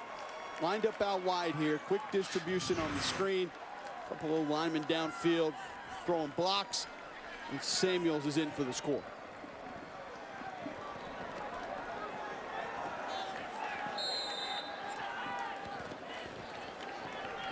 What a day he's had. 10 targets, 6 catches to go along with 2 rushes. After last year in the Belt Bowl, he only touched the ball 4 times. It's 28-3. the advantage for NC State. But we talked about how he's almost a positionless player. They talk about this in the game of basketball now. He's a running back, he's a tight end, he's a fullback, and he can score from just about anywhere. Football player, Mike, that's what I'll describe him as. Can be physical enough to do work in between the tackles, but obviously you see here, he's elusive. And when Jalen Samuels gets to the edge, he can take it to the house. Here's that final screen. Excellent block out front. And Samuels takes it to the house. So this is setting things up here for Vanderbilt, or rather for NC State. They're cruising right now. It's just been 3 points in that first quarter for Vanderbilt. Let's talk about where NC State is headed here for Dave Doran. At the end of the season, the athletic director at NC State, Debbie Yao, issued a statement to say, hey, he's got my full support. Next year on their depth chart, they've got about 75% of their players coming back. Despite some tough losses, NC State, Boston College, this is going to be a good finish for them if they win this game. Absolutely. You mentioned the roster and the lack of attrition maybe with the roster, but keep in mind, Eli Drinkwitz, this was his first year as offensive coordinator. The tempo will only grow next year. The amount of plays, formations, motions, those will only grow year 2 under Coach Drinkwitz, especially considering he's going to have his quarterback, Ryan Finley, returning, somebody who I know Kevin Weidel is a pretty big fan of. Yeah, you look at Ryan Finley, guys. I've been really impressed with him. First of all, the execution, getting the ball out, making the right decision, throwing with anticipation, and then the accuracy. You know, those easy tunnel screens, you think it's easy, but he's doing a great job with his ball location for those guys to catch it with momentum, allowing them to maximize their yards after the catch. Been really impressed with Finley. He's been dialed in tonight. Kevin, what does that do for a quarterback in a system that relies on easy throws and quick throws as far as the evaluation process is concerned at the next level? You got to look at the complicated throws. It knocks it down, Cole. There's limited reps. You got to watch more tape and decipher it. You put it in the basket of NFL reads, NFL throws. Those tunnel screens you're going to put to the right side, maybe on the opposite side of guys. Plays you overlook. You want to see the ball placement, but they do not weigh as heavy in the evaluation process of the NFL reads or the NFL throws, Cole. You talk about the development of Finley as well. He played in 3 games at Boise last year, had a season-ending ankle injury, and that really turned into a successful season for Brett Rippon as a freshman for the Broncos. But he would sit up in the booth with Eli Drinkwitz and watch the games and really learn a lot about this offense. Came in and helped to corral things. And that was probably tough for Jalen McClendon, who spent the last 2 years as the backup here for the Wolfpack as well, and now just plays in a complementary role. Well, I can see his role expanding. We've mentioned over the course of this game what McClendon brings to the table and maybe some things that he can do differently and how he can add to this offense. And that only makes your offense more dangerous. It gives something else for defenses to prepare for, and obviously a completely different element that you can throw at defenses on different parts of the field.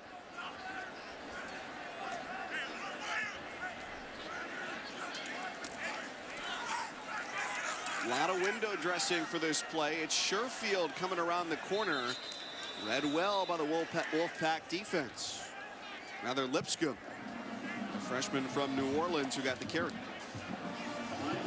I'm intrigued to see if Andy Ludwig will begin to at least attempt to ramp things up with the Vanderbilt offense, Mike. They're not built to be a 2-minute offense. They're not up-tempo. That's not necessarily where they make their living, but you're down 28-3. There needs to be a sense of urgency now.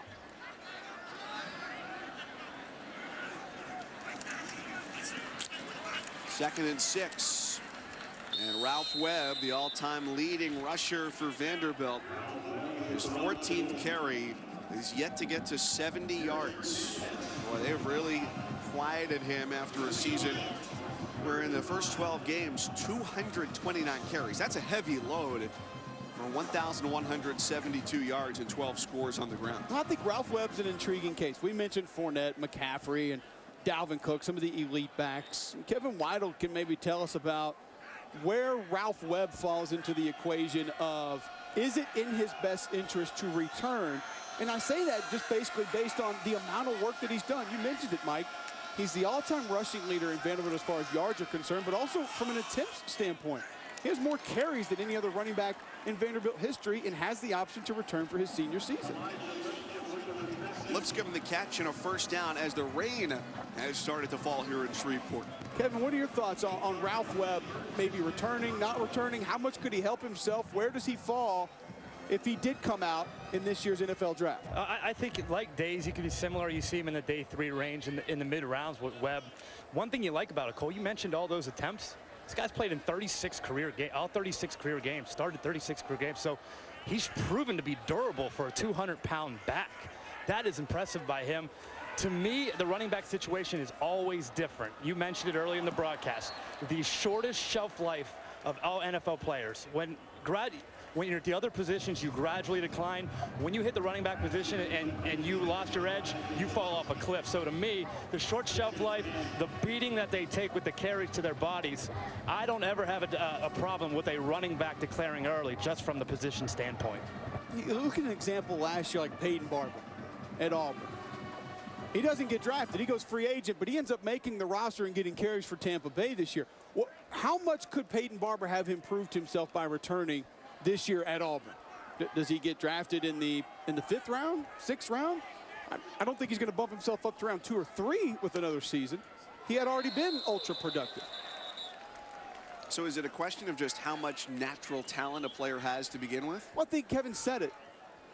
False start, offense number 58, 5-yard penalty, 2nd down.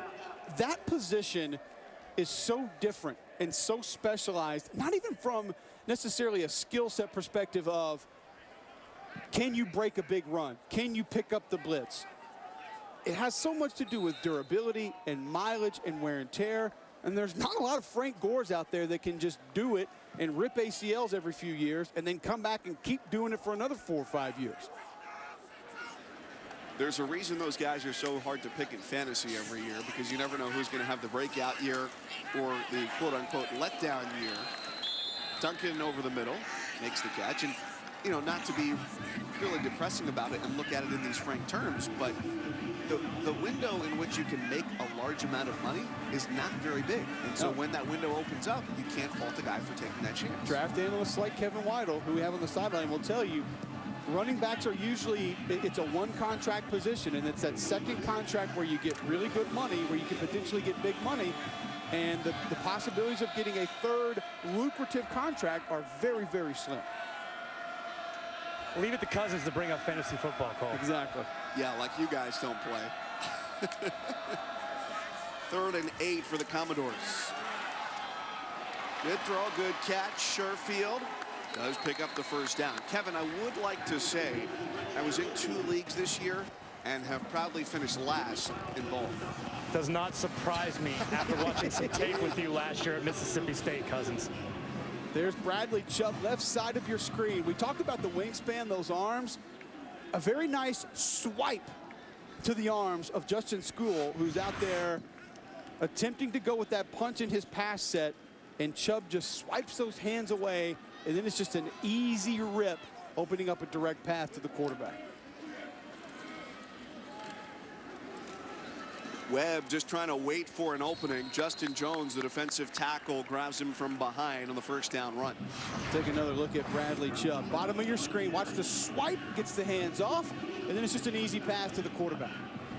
Cole, he spent some time studying Cameron Wake, Von Miller, Khalil Mack in the offseason, really dedicated himself to work on his pass rush. Last couple play action throws, Shermer has had time and overthrows his target in the end zone. The offensive line has given him the looks he's wanted. That collision with Niles Clark into the podium did not look good at all. Did Caleb Scott push off at the end of that play? Yeah, I couldn't really tell.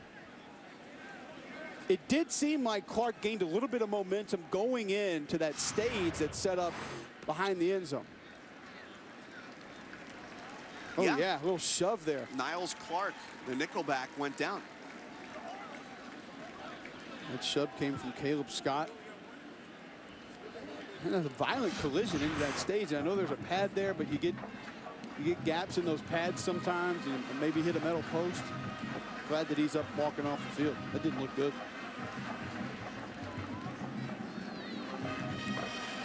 3rd and 5 as the Commodores have sustained a drive here. Their only points, a 52-yard field goal from Tommy Openshaw. He missed one field goal as well. 4 for 12 on 3rd down, where they converted just 36% during the regular season. There's the hole that Ralph Webb has been looking for all day. He's into the end zone from 30 yards out. Touchdown, Vanderbilt.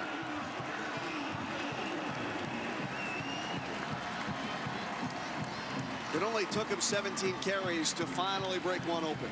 That's the beauty of the zone scheme, Mike, is you can continue to pound away, pound away, pound away. Zone scheme to the right side of your screen. And an excellent job by Bruno Reagan, the right guard, getting up to the 2nd level, walling off a linebacker, which opens up space for Ralph Webb.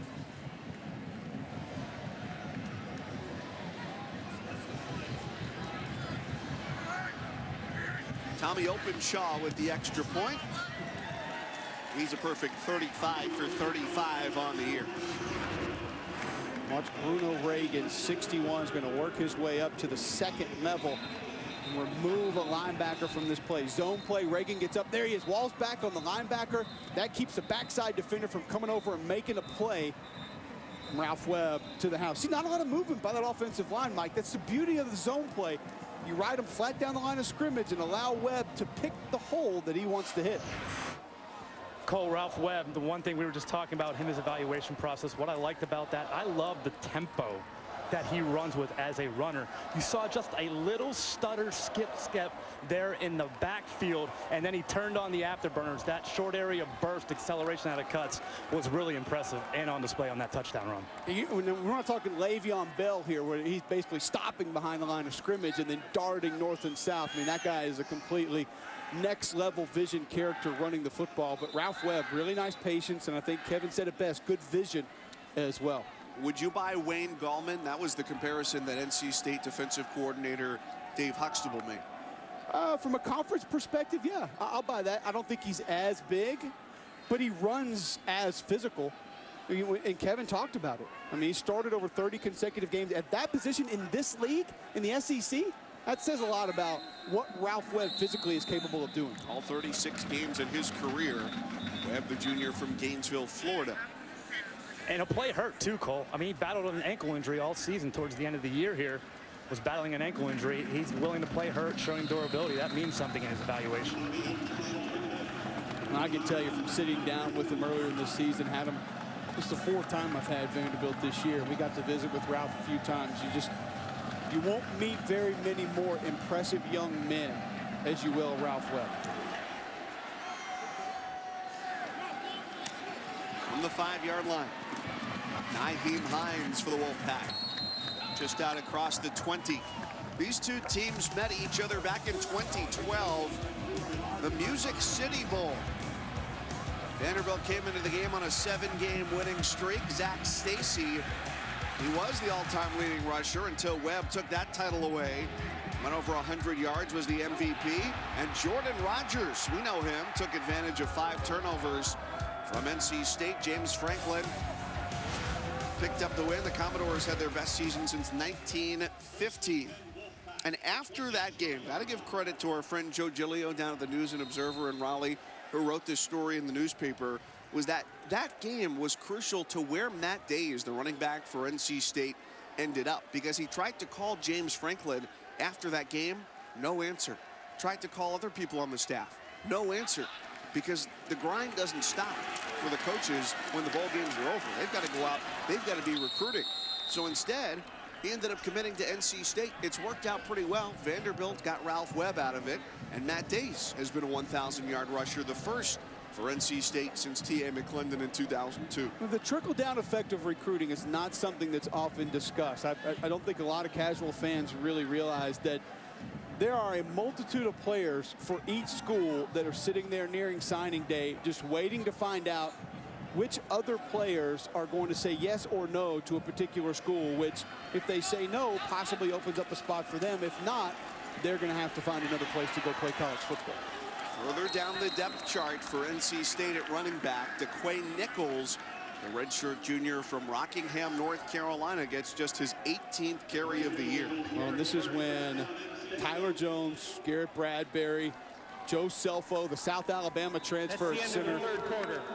who we haven't really mentioned, want to try and begin to lean on this Vanderbilt defense and need some clock. An 18-point lead. It's been a big day for Jalen Samuels, for Reggie Gillespie, and the NC State defense getting it done here in Shreveport.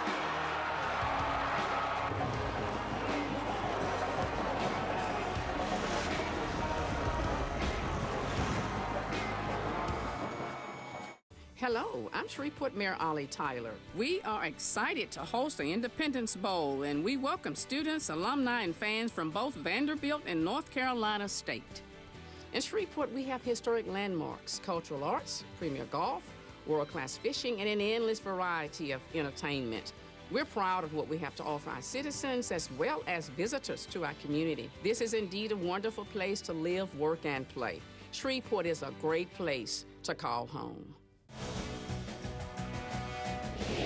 Welcome back to the Camping World Independence Bowl. It's all part of Capital One Bowl Mania. NC State, 15 minutes, not so great, but since then it has been all Wolfpack, 28-10. They enjoy the lead over Vanderbilt. Mike Cousins, former Auburn standout Cole Kubelik, Kevin Weidel down on the sidelines, trying to dodge some raindrops right now as it started to trickle in here just about an hour ahead of schedule in Shreveport. NC State with the ball. 15 minutes left in regulation as they look for a bowl victory here today. Plenty of time for Finley. It's a cutting Nyheim Hines who makes the catch, his 6th of the afternoon. Cole, you mentioned it about him making half-field reads. That was a great job, starting out to his left, looking for Lewis, coming back to Hines on the crossing route. A great job with his eyes, staying patient, working through his progressions. How about NC State going tempo here also with the big lead? Incomplete, intended for Lewis. Isn't that what they wanted, Cole? You mentioned that earlier with getting rid of Matt Canada, who's now the offensive coordinator at LSU, bringing in Eli Drinkwitz, a guy who Dave Doran didn't know from the guy next door. Googled him to find out who he was. They wanted to go more up-tempo. No, you had to have it. And Dave Doran told us earlier this week that we had to have an offense that was capable of going fast, wanted an offense that could spread it out, utilize athleticism, but stayed run heavy, and Eli Drinkwitz brought all of those ingredients to the table. McClendon, the backup quarterback. Nichols, lower down on the depth chart. Motions out of the backfield. Timeout Vanderbilt. Charge timeout, Vanderbilt. Your second, your 30-second timeout. Some obscure looks. Derek Mason didn't like what he sees. It'll be a full media timeout. Back in Shreveport, Louisiana at the Independence Bowl, Vanderbilt's defense takes a timeout for Coach Mason, probably based on what they saw, Mike Cousins, and that is the bonus bigs for NC State. And you see, you take a guy like Jalen Samuels, where I've seen him line up this year. When I've studied film, you'll see him at H-back, at tight end, the opposite H-back. You'll see him lined up out wide. You'll see him lined up at running back, at quarterback. He's taking direct snaps.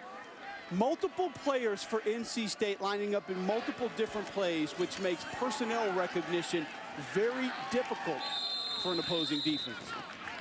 Jalen McClendon also adds to the confusion as well. There's Samuels on the sideline. He scored 3 touchdowns today, and if all goes according to plan here in the 4th quarter, they won't need him too much more. Well, it's weird. We had him listed as tight end fullback.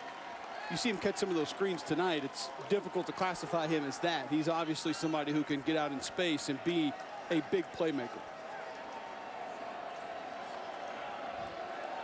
3rd down and 6. Commodores showing blitz up the middle. Everybody within about 7 yards of the line of scrimmage. And they force McClendon to throw a floater high, 4th down. Ball batted at the line of scrimmage. Josh Smith coming off the edge for Vanderbilt, looking to apply some pressure. Bats the ball down from Jalen McClendon.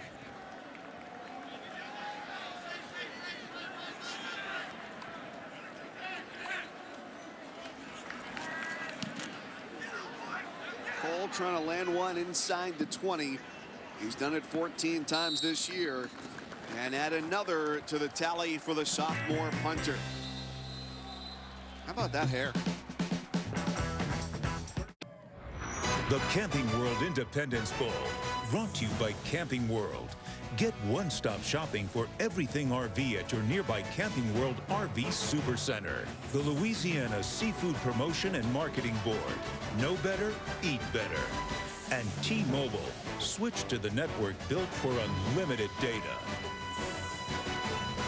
Earlier here in Shreveport today, as the fans got ready for the Camping World Independence Bowl, a good old pep rally. It was a parade down the midway, bands, cheerleaders, mascots for both teams, and a taste of Louisiana with Mardi Gras floats and other festivities as well here in Louisiana's third largest city, Shreveport. Great warm post-Christmas day.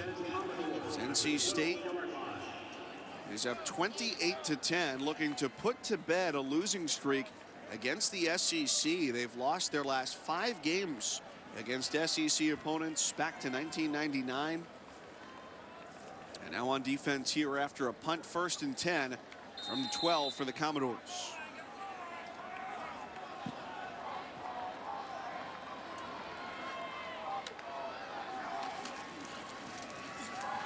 Shermer against a 4-man rush, stands tall and throws too long. Now 11 for 30 today. He looked so sharp in that season finale, Cole, against Tennessee. 416 yards, way surpassing his previous career high, 279, and today has just been as far from that as you can get. Well, pressure has been there, Mike, and you've talked about a few times that the wide receivers haven't really helped Kyle Shermer much tonight. I just haven't been able to get into a rhythm. Hasn't found a sync with his receivers in this offense. If Ralph Webb is unable to get going, it's one reason I talked about Darius Sims potentially needing to be a big part of what they did tonight. Tough to get things cranked up. Sims comes in motion. That appeared to be the first look, and the ball was tipped. Justin Jones in pursuit got his hands on it, and if he held on, would have had an easy 6. Kari Blasingame trying to get out for the screen. These NC State defenders, whether it's the defensive line or the linebackers, have done a nice job of attacking screens tonight.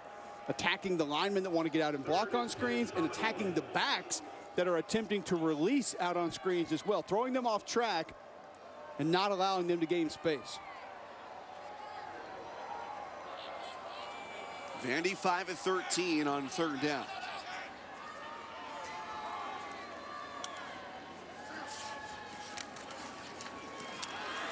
Shermer, down he goes. Tough pressure to escape, and he got wrapped up by Kentavious Street.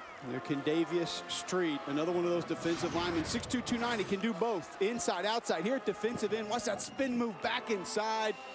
I like how violent he is with that right hand working on Will Holden.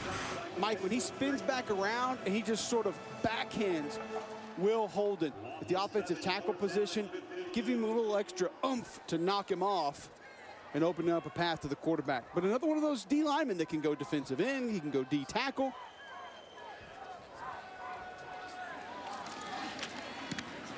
From the back of the end zone, tough kick. Couple of bounces. Cherry watches it roll. Let's go back to what we talked about right at the beginning of the game, Cole, the NC State defensive line against Vandy's O-line. Well, B.J. Hill early, right up the gut. When you get pressure up the middle without having to bring a blitz, it's going to disrupt everything. Darian Roseborough outside. And, of course, linebackers have helped a little bit also. Harris Moore with the hurdle and crunch. More B.J. Hill. I think we get a little fixated on Bradley Chubb and B.J. Hill, but I'm intrigued to ask Kevin Weidel, how many NFL draft prospects are there on this NC State defensive line? Cole, it's an impressive group across the board. Justin Jones, a defensive tackle. I think Street, who we just saw get the sack there, those guys will get looks. And even on the outside, Darian Roseborough, the defensive end, backup defensive end. It is deep. They are deep. They are versatile. And defensive tackles, defensive ends, particularly guys that can rush the passer, that is a premium position. That's why they get paid so much money in the NFL. When you have a disruptive defensive line, Cole, I really believe you're in every ball game. I've been intrigued to see some of these guys. You mentioned Roseboro. We just saw Kendavius Street.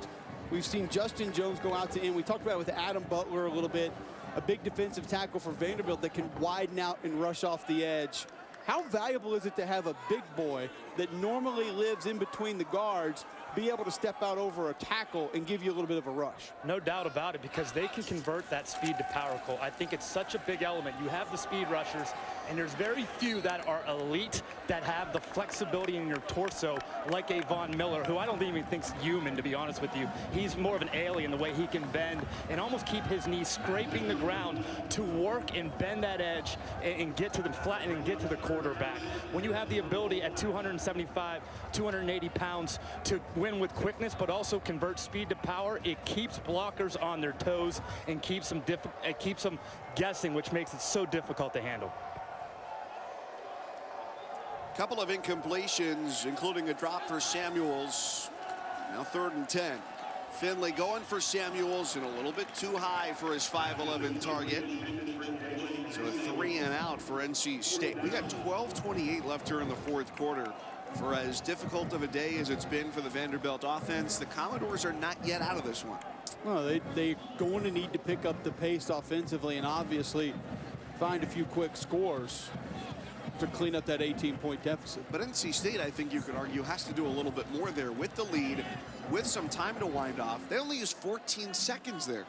It's one of the things sometimes, Mike, with these hurry-up, up-tempo, spread, go-fast offenses that at times I don't feel like certain coordinators can force themselves to coast for the game, to win the game, as opposed to just trying to move the football and be who you are most other times on offense. Kalijah Lipscomb ripping off a big-time return here.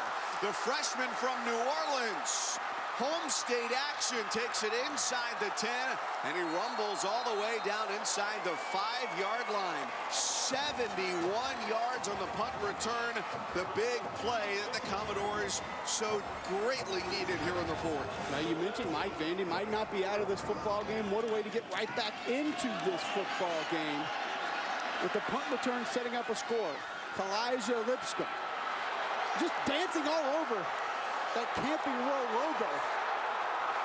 Nice block at the end of that play by Jalen Banks, 24, the safety for Vanderbilt. Smart enough not to go get a block in the back, but wall off a defender attempting to make that tackle, open up an extra 10, 15 yards. Lipscomb, understandably short of breath on the sidelines here, as it's 1st and goal with the ball at the 4. Webb sitting at 98 yards. And go over the century mark here. He's got the carry, pounding through the middle. And stood up at the 1-yard line. Wow, he goes toe-to-toe with B.J. Hill right in the hole. That's 6'4", 300, and Ralph Webb, he finishes the direction that he started. Nice, powerful run there from Webb. That's a big mark for Webb as well, because NC State was one of 3 teams in the country that allowed just one 100-yard rusher. With that carry, Ralph Webb is now the 2nd.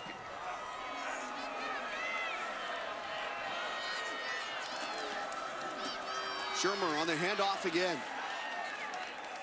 And the pile does not move enough to break the plane to the goal line. Down inside the 1. There haven't been a lot of rushing touchdowns given up by this defense this year, as we'll take another look. Here's Webb. Boy, nice push. Look at B.J. Hill, 98 in the middle of that defensive line. Standing up, Barrett Gauger, the Vanderbilt center, shows you how well he uses his hands, removes an offensive lineman off, and can shed and go make a play. Cole, the offensive line coach, Dwayne Ledford, really praised defensive line coach Ryan Nielsen for teaching technique. Going on the handoff, it's a dive at the goal line by Blasingame. Did he get enough? Yes, he did. Kari Blasingame leaping, touchdown Vanderbilt, and the Commodores are right back in it.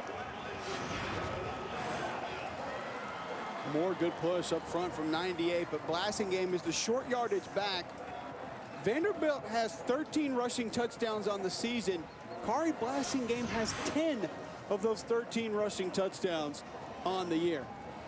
What a move from linebacker over to tailback. It's been an excellent move.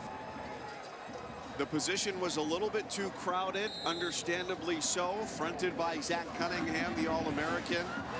Blasingame, former high school running back, Wildcat quarterback, playing second, sometimes third fiddle in the backfield for Vanderbilt, but getting the job done when they need it. It was all set up by Kalijah Lipscomb. On a punt return, he went 71 yards to set them up in the red zone. Vanderbilt, 14 points here in the second half. The Commodores within 11.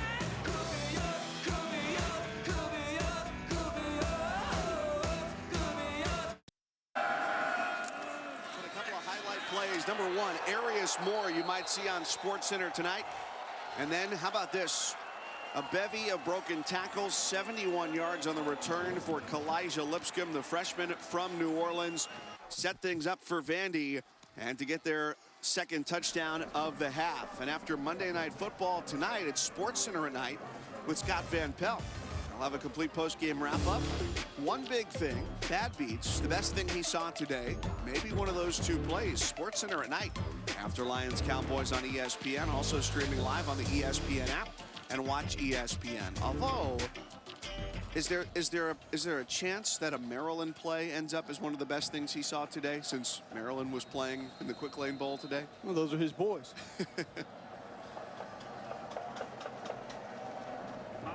Certainly high energy on the Vanderbilt sidelines right now, as they have pulled to within 11. It was a 14-point third quarter for NC State. They have yet to score here in the fourth, and their last drive lasted all of 14 seconds. 3 incomplete passes.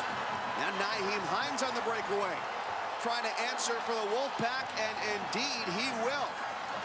There he goes, all the way. How about it? 100 yards for Nyheim Hines. We just showed you 2 potential SportsCenter top 10 plays. Let's add a third to the list. What a burst from Nyheim Hines. Got lost in traffic a little bit there and then just turns on the juice. Hines to the house. Hit him with the Hines. You saw the track background from Hines there, guys. An All-American, a 4x100 meter for the NC State relay team on the track team. His sister as well is on the track team at NC State. The big-time speed there has contributed for the return game all season long for them. Well, you could have been critical of Eli Drinkwitz's last drive. That was 14 seconds. Special teams took care of that. That took 13 seconds. There aren't many times that you can see a team completely flip momentum, as though it seemed Vanderbilt did on the punt return, and then have it completely flipped again. NC State has done that with the kick 6. And I thought Kevin added a great note there as well.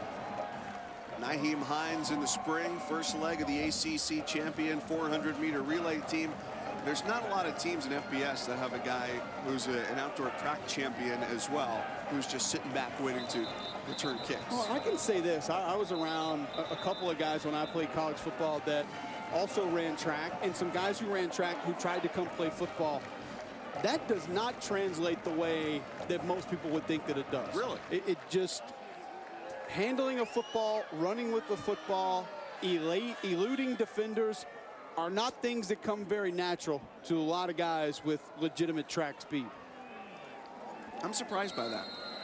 You should be, because you don't have anything near what we would discuss as elite track speed.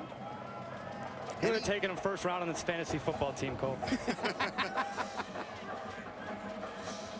Earlier this year, I was asked during a game, you ever play football? And I said, you ever look at me, 6'4", 195? I don't even look like a punter. The return goes to about the 27-yard line. You were at the Camping World Independence Bowl, They introduced selected veterans to receive the 2016 Omar N. Bradley Spirit of Independence Award.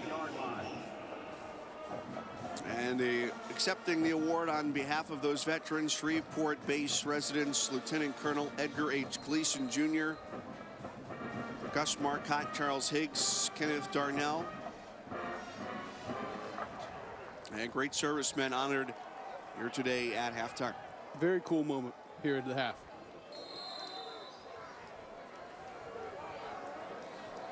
First and 10 now, with 10:16 to go. So Vanderbilt was riding high on its punt return momentum, quickly had that taken away. During the commercial break, Cole, we talked about this up here in the booth when it was at that point 28-17 to see if Vanderbilt was going to be able to make a comeback. We've got an injured NC State player, that's Arius Moore, who we saw on the hurdle earlier.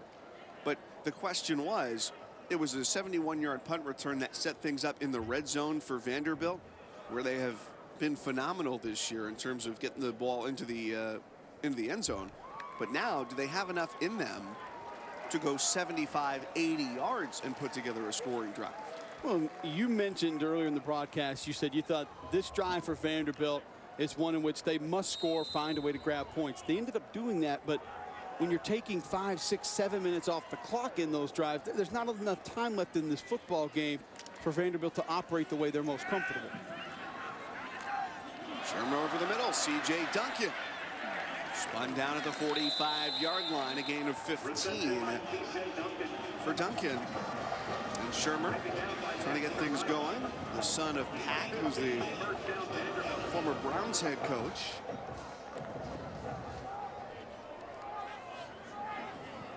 And again, short toss, just finding space along the sidelines. Caleb Scott. And I like the tempo. Andy Ludwig is now speeding things up, but Caleb Scott, you got to get out of bounds right there. First down, still going to stop the clock momentarily, but not going to hurdle anybody and really pick up any extra yardage.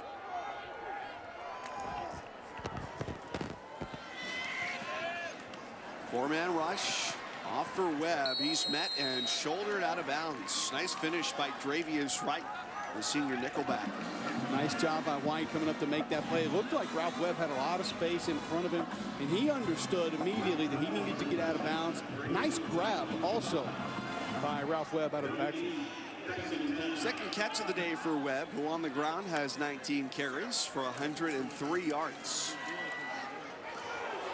Vanderbilt is going to have to make it work through the air here. Lipscomb goes up to get it, the third leading receiver with the catch on second down. Guys, you're seeing Shermer look comfortable here, delivering some accurate throws. Sometimes for a quarterback, getting in the tempo can be a spark for you.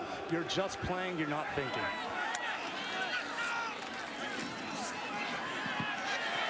Coming out of the pocket, he's got Webb as an option.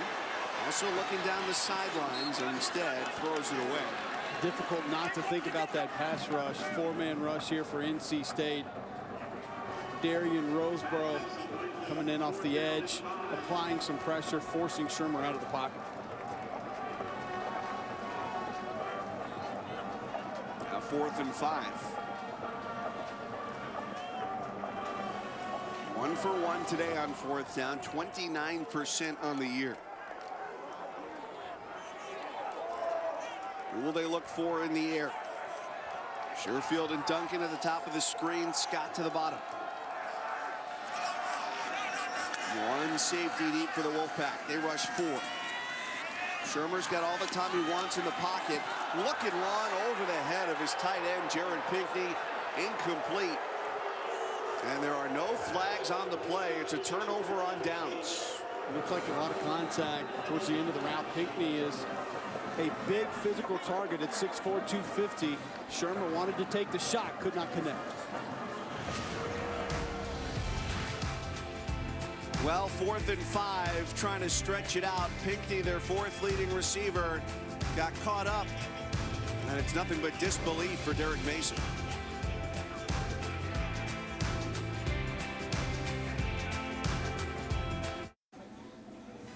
Looking for the out Apple Store, it's because he lost a phone charger. But the Apple Store here in Shreveport is the chocolate crocodile. They've got Monster Croc candied apples. That is a huge specialty here. We wish you a great, happy holiday season. I got Snickers. What do you got there? I think it's some sort of Oreo, something. I don't know how well this is going to go. Well, no. I'm breaching all etiquette here. And thanks to the proprietors of that great shop. Merry Christmas to everybody watching at home. I look disgusting. Look at Weidel. Kevin Weidel is down the sidelines. What you got, Kevin? I got caramel, guys. I'm a big caramel fan, so I'm happy with my selection. We got Snickers. We're going to apologize for chewing. Cole, you bit into the apple. That's bold. Isn't that the point? It's an apple. I was just going for the cover. You're not. I was too, Mike. You're like the 4-year-old. Don't be ashamed. You're not eating this to be healthy. No, I'm getting an apple in there. Watch. The natural sounds of college football. Little did anyone anticipate it would include apple crunching today. You gotta get apples.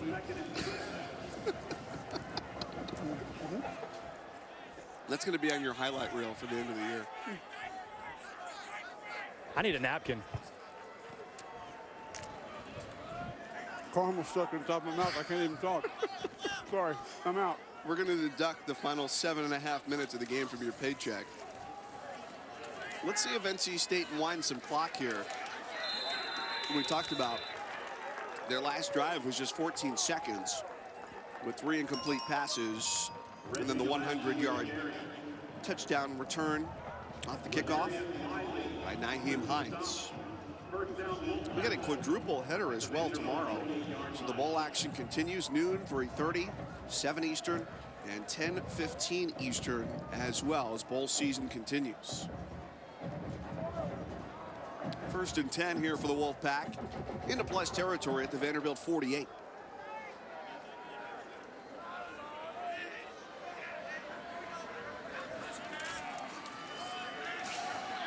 Gillespie through the right side. You imagine we probably won't see all too much more of Matt Days here in this one. 9 carries for 47 yards for him today. Rather quiet afternoon. Not quiet as a NFL prospect, though. 1,200 rushing yards coming in, 10 touchdowns, 31 receptions. Matthew Days is going to be a long time professional running back. I'm not sure he's set to be a feature back in the NFL, but there will be a roster spot for that young man for a long time.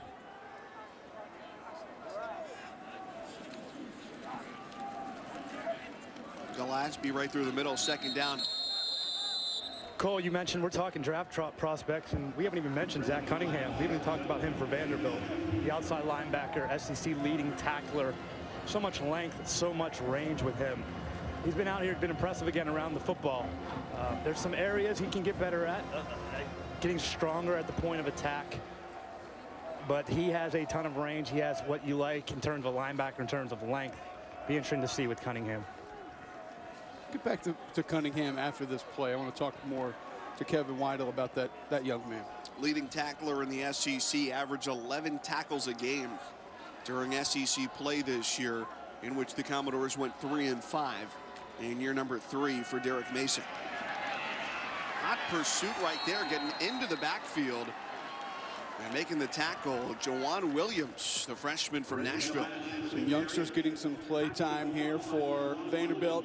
Going back to Zach Cunningham, Kevin, I think you have him as a day 2 selection. Can he realistically help himself coming back? I see what Jonathan Allen did this year. Obviously, he was a late first, and he potentially could be the #1 overall pick. Reggie Ragland was a guy that I think people had pegged as a first-rounder. He came back and still only goes in the 2nd round. What can Zach Cunningham realistically do for his stock if he were to return for one more season? I think he would improve it a lot. I think there's room improvement in terms of adding bulk, being stronger at the point of attack. He's more finesse than he is physical. He'll never be a strong take-on guy, but he can get a lot stronger at the point of attack, do a better job using his hands. He's a lot better in space, Cole, than he is in tight quarters. So he's a guy that can really help himself. I think if he comes back another year, hones his craft. The guy who has perhaps helped himself the most today is our Capital One player of the game, Jalen Samuels. This young man can do it all. Lined up close to the line of scrimmage, out on the perimeter, catching a screen, dancing his way forward. The breakaway speed, I think, might be what I am most impressed with in Jalen Samuels' game.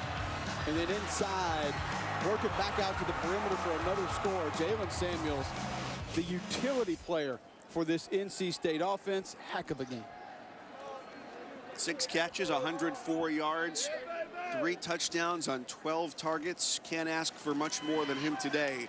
And they set him up well on screen passes. That was where he scored 2 of his 3 touchdowns. Duncan gets bumped around in that first down throw. We didn't see a lot of it today, Mike, but they'll line him up with his hand on his ground next to a tackle as a traditional tight end.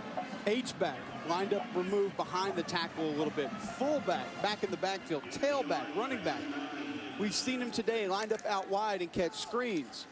Just an absolute joy to watch as a football player. Shermer pump fakes the throw and now takes off out of bounds at the 16-yard line. So Cole, you talk about that versatility with Samuels, and we were on a car ride from the airport to the hotel listening to the Ravens-Steelers game.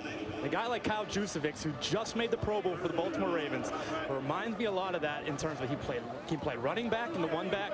He can spread him out wide for the Ravens. You can put him as an inline tight end. That ability to do so many things will only help your draft evaluation and stock. That's nearly intercepted. Niles Clark jumping in front of that ball. Boy, what a beat on this football Niles Clark gets. Just a quick out, and Shermer's trying to hit it, and Niles Clark just reacts immediately and dives forward to bat that football down. Heck of a play. 4th down and 1 for Vanderbilt. 4:04 to go as the Commodores trail 35-17. There are 6-6 teams that came in hot with wins off their rivals to finish off the regular season. And going to Webb, and the sure hand gets the first down. Kevin, I want to go back to you and talking about Samuels for NC State. And when it comes to draft day and being in the draft room, do general managers think about a guy like Samuels who's so versatile? Hey, here's a guy we can't afford to pass up on, because it's not like every team has a guy who can play so many different positions. Not necessarily, Mike, but it can break a tiebreaker, if you know what I mean. If they have similar guys and prospects at the same slot, at the same grade, even at the same position, the guy that can do more for you, particularly on special teams or maybe in the passing game, or can run it and contribute in the passing game, that versatility will probably nudge him above the other guy that can't do as much as Samuel. So if it's in the same area and range, I think he can break a tiebreaker to get to your point.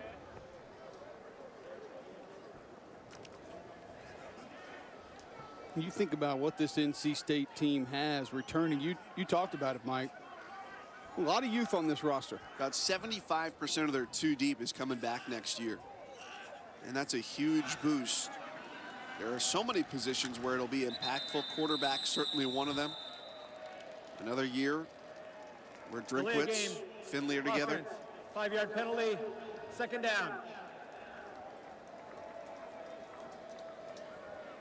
And for Vanderbilt, if they don't end up coming back and winning this game, it would certainly take a lot. They're still improving. Derek Mason, being at a private school, we don't know what the terms of his contract are, but you've got to imagine that he's in great shape, showing consistent growth. A loss would have them finish at 6-7, but it's their first postseason appearance since James Franklin's final year in 2013, their 8th bowl game all time.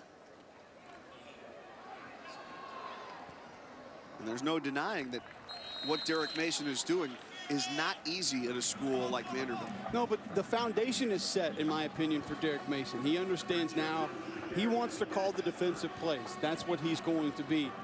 Recruiting, it obviously takes a little bit of time being in your city, being at your university, and having some staff that's going to be around you, understanding what your needs are. I think he's set with Andy Ludwig as his offensive coordinator. They'll build more around Kyle Shermer now that they know the style of offense that they're going to be going into next season. So this is a team who I feel can, once again, progress through the offseason, maybe make a few moves, need a strong recruiting class to come in and add depth, because the biggest issue with this Vanderbilt team is depth. They need help up front, especially on the offensive line, add more bodies. but you saw injuries really hurt this team early in the season. Now, they progressed through the course of 2016 and overcame a few of those, but it really hurt them early on.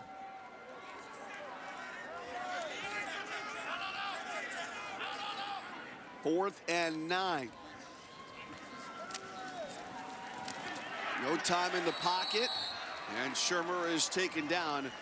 Turnover on downs as the defensive line for the Wolfpack with Justin Jones up front continues to wreak havoc. Well, this defensive line has caused problems. You see a twist on the interior of that defensive line, just unable to pick it up. And Justin Jones, 27, we've called his name a few times today, has been outstanding. 5 sacks for the Wolfpack defensive line.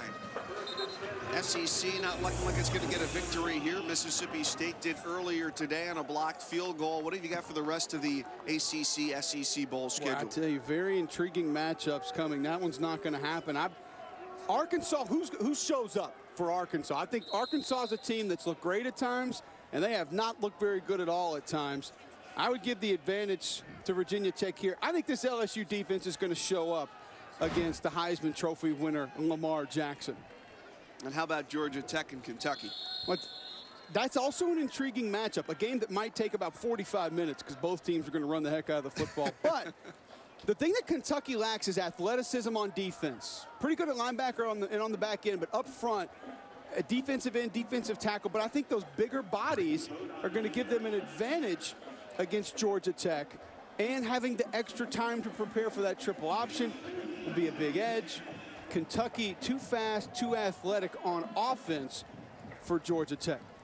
And that'll be a great way to finish out the season if indeed the Wildcats do get a win and give some positive momentum for Coach Stoops going into the offseason.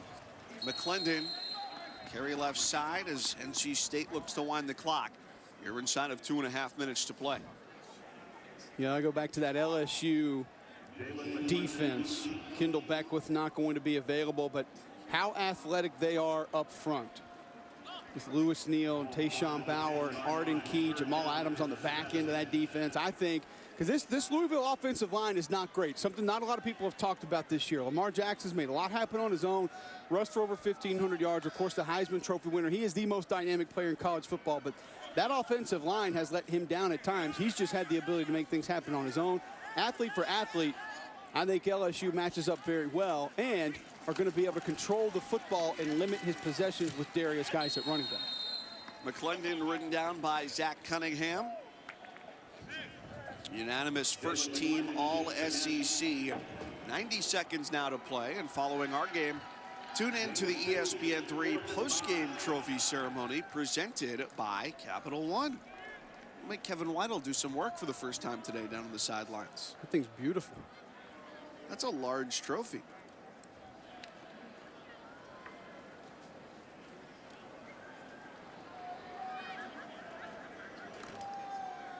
Minute 5 to go as NC State will put to bed a 5-game losing streak against SEC opponents who finished the year 7-6. A lot to like about this season for NC State, even with some games that they certainly feel could have gone their way. A game against Boston College, a team that in a couple years had not had a win in conference play. Losing to East Carolina early in the season on the road, a team that was certainly not one of the upper echelon squads in the American Athletic Conference. And other conference games, too, that were close, and one play here or there helped turn what could have been maybe an 8 or 9 win season into a 7-win season. But you got a win against Syracuse in North Carolina on the road late after dropping 4 straight in the middle of the season. You lose 4 straight, I don't care who you are. There's a lot of looking left and looking right in the locker room wondering who's still with us here. Am I going to be able to maintain this locker room and find leadership moving forward? Found a way to get bowl eligible. Now they're going to finish with a winning record after taking home the Independence Bowl.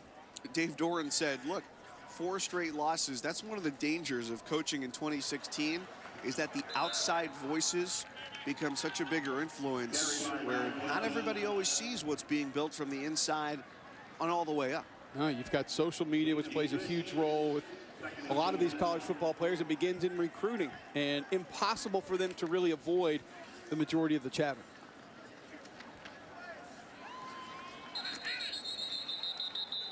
And we live in a world now where recruits, it's big news when they've narrowed their list from 15 to 10.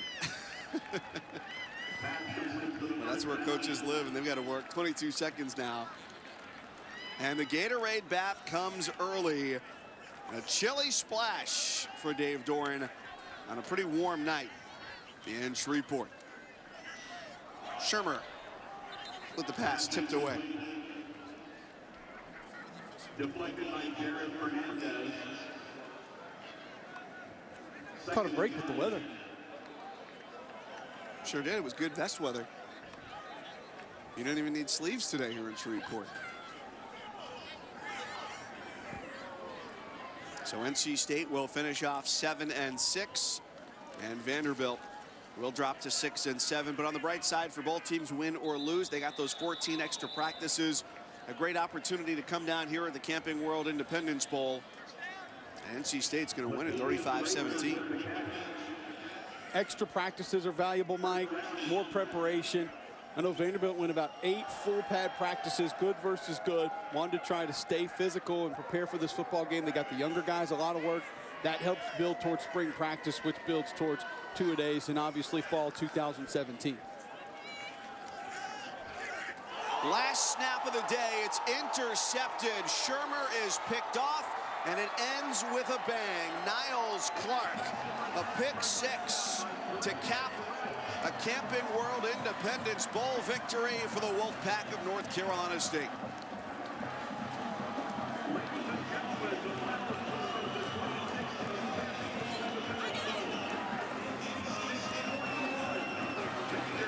That's great sportsmanship there from Derek Mason, who knows the struggle of being a head coach. Could read that he said, "I'm happy for you, Coach." Obviously, Derek Mason, a class act. Dave Doran, excellent season. Both of these teams should be proud of finding a way to become bowl eligible and get to this football game and compete one more time. Well, it was fun. After 15 minutes, it looked like Vanderbilt was in control, up 3-0, but NC State runs away with it 41-17. So on behalf of our entire crew, Kevin Weidel down on the sidelines, my partner here in the booth, Cole Kubelik, Mike Cousins saying thanks for watching a Sports Center special, My Wish, coming up next. Now down to the field, and Kevin Weidel for the trophy presentation. Thanks, Mike. Guys, let's give a round of applause for NC State and Vanderbilt on a great hard-fought game here. Great job. And now to present the 2016 Camping World Independence Bowl Championship Trophy, I'm joined with our title sponsor, Tamara Ward, Chief Marketing Officer for Camping World, and the bowl chairman, Eric Barkley. Tamara? Thank you. First of all, we'd like to thank both teams. Great game by the Vanderbilt Commodores and the North Carolina State Wolfpack. But on behalf of Camping World and our thousands of associates nationwide, we're proud to present the 2016 Camping World Independence Bowl Champion Trophy to NC State.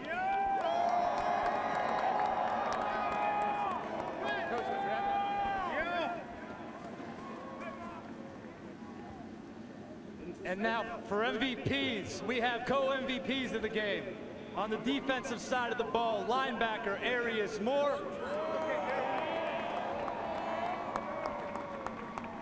And on offense, I don't even know what position to call him. We'll call him what he's listed as a fullback, Jalen Samuels.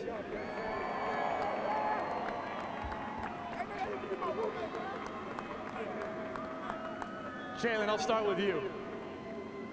First off, what position would you call yourself? Football player, yeah. An athlete. What does it mean for this program to get this win tonight? I mean, it means a lot, just give us a lot of momentum going into next year, point blank. Arius, playing behind that defensive line, how convenient is it? I love it. I mean, it frees me up to do a lot of things, and I mean, you saw what they did. They had a bunch of sacks too, so they was doing their thing. Gotta give the big guys love, gotta give the big guys love. Coach Doran, we met earlier before the Florida State game. We talked about some close games, and your message was finish. You look at this game, you look at the way you end the season, you beat your crosstown rivals, North Carolina, you come into this bowl game, you win, and literally you finish the game with a pick 6, so you finish the game. How important was it creating momentum going into the offseason? It's paramount. First, I just want to thank all of our coaches and our players. You guys played your hearts out, coached your hearts out. You finished it in style with a pick 6. Really proud of the way you all played and finished, winning 3 of the last 4, beating an SEC team, all the momentum in the offseason. Love you boys, man. Thanks for everything you did. Coach, real quick, I want to talk about the senior class. Matt Days, Jack Chocho. Talk about them as a group, as a whole. Yeah, I mean, they've been here from the start. You know, those guys work so hard and they take pride in what they do. And we all play for them. We coach for them. We always want our seniors to go out the way they did. And we won 3 of the last 4 games. So it's a great finish for those guys. Thanks, Coach. Congratulations. Go celebrate. We'll be celebrating all night at the Hilton. Coach, that's it. Back up to you, Mike.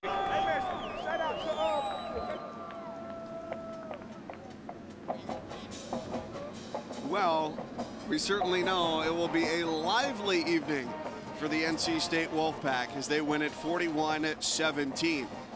So great job by Kevin Weidel down on the field, and for Cole Kubelik and our entire ESPN crew, I'm Mike Cousins saying thanks for watching our ESPN3 postgame trophy ceremony presented by Capital One from the Camping World Independence Bowl.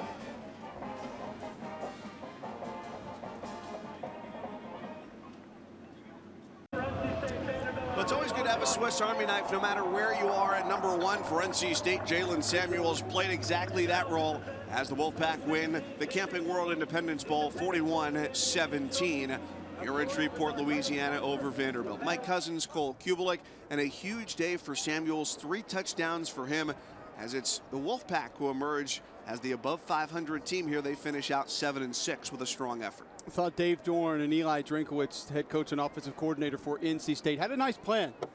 They thought that the interior run was going to be taken away. What'd they do? They attacked the perimeter. Jalen Samuels was a big part of that. Found different ways to get the ball outside. Vanderbilt, I don't think, reacted quickly enough. They didn't adjust fast enough. The game was pretty much out of hand by the time that they did. They knew they had the athletes on the edge that could make plays, and they finished it off. Samuels came into the game as the leading receiver for NC State. 6 catches today, 104 yards on 12 targets and 3 scores. Got him out on the edge and really just allowed him to make plays in space. Got some good blocking downfield on screens, but showed an explosive ability to turn high percentage passes into big plays time and time again. Tunnel screens, quick screens, delayed screens. This young man can do it all for the Wolfpack. And you see tonight 12 targets, caught 6 of those footballs, 104 yards and 3 touchdowns. Second game this year with 100+ yards receiving. So he's part of a roster that's going to bring back about 75% of their starting 2 deep next year for Dave Dorn as he goes into year 5. This was year 3 for Derek Mason. It doesn't end with a win like they would have wanted. However, it's very easy to see that the progression line has been steadily upwards for Vanderbilt as well. I mean, you set goals as a coach in a football team. One of their goals was to become bowl eligible and play in a bowl game. Now, you go back to the week leading into the Tennessee game, the final week of the regular season for Vanderbilt. A lot of discussion about APR. You're going to qualify, and you're one of the teams that'll get in. Vanderbilt didn't want to get to a bowl game that way. They qualified in the W column with wins. They had a solid performance today. The kids didn't shut it down. They got down big early.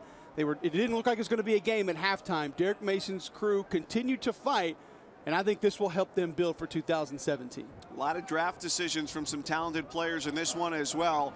But the numbers that matter most for NC State are the ones on the scoreboard at the end of the day. 41-17, the Wolfpack with the win. They go out on top of the Camping World Independence Bowl.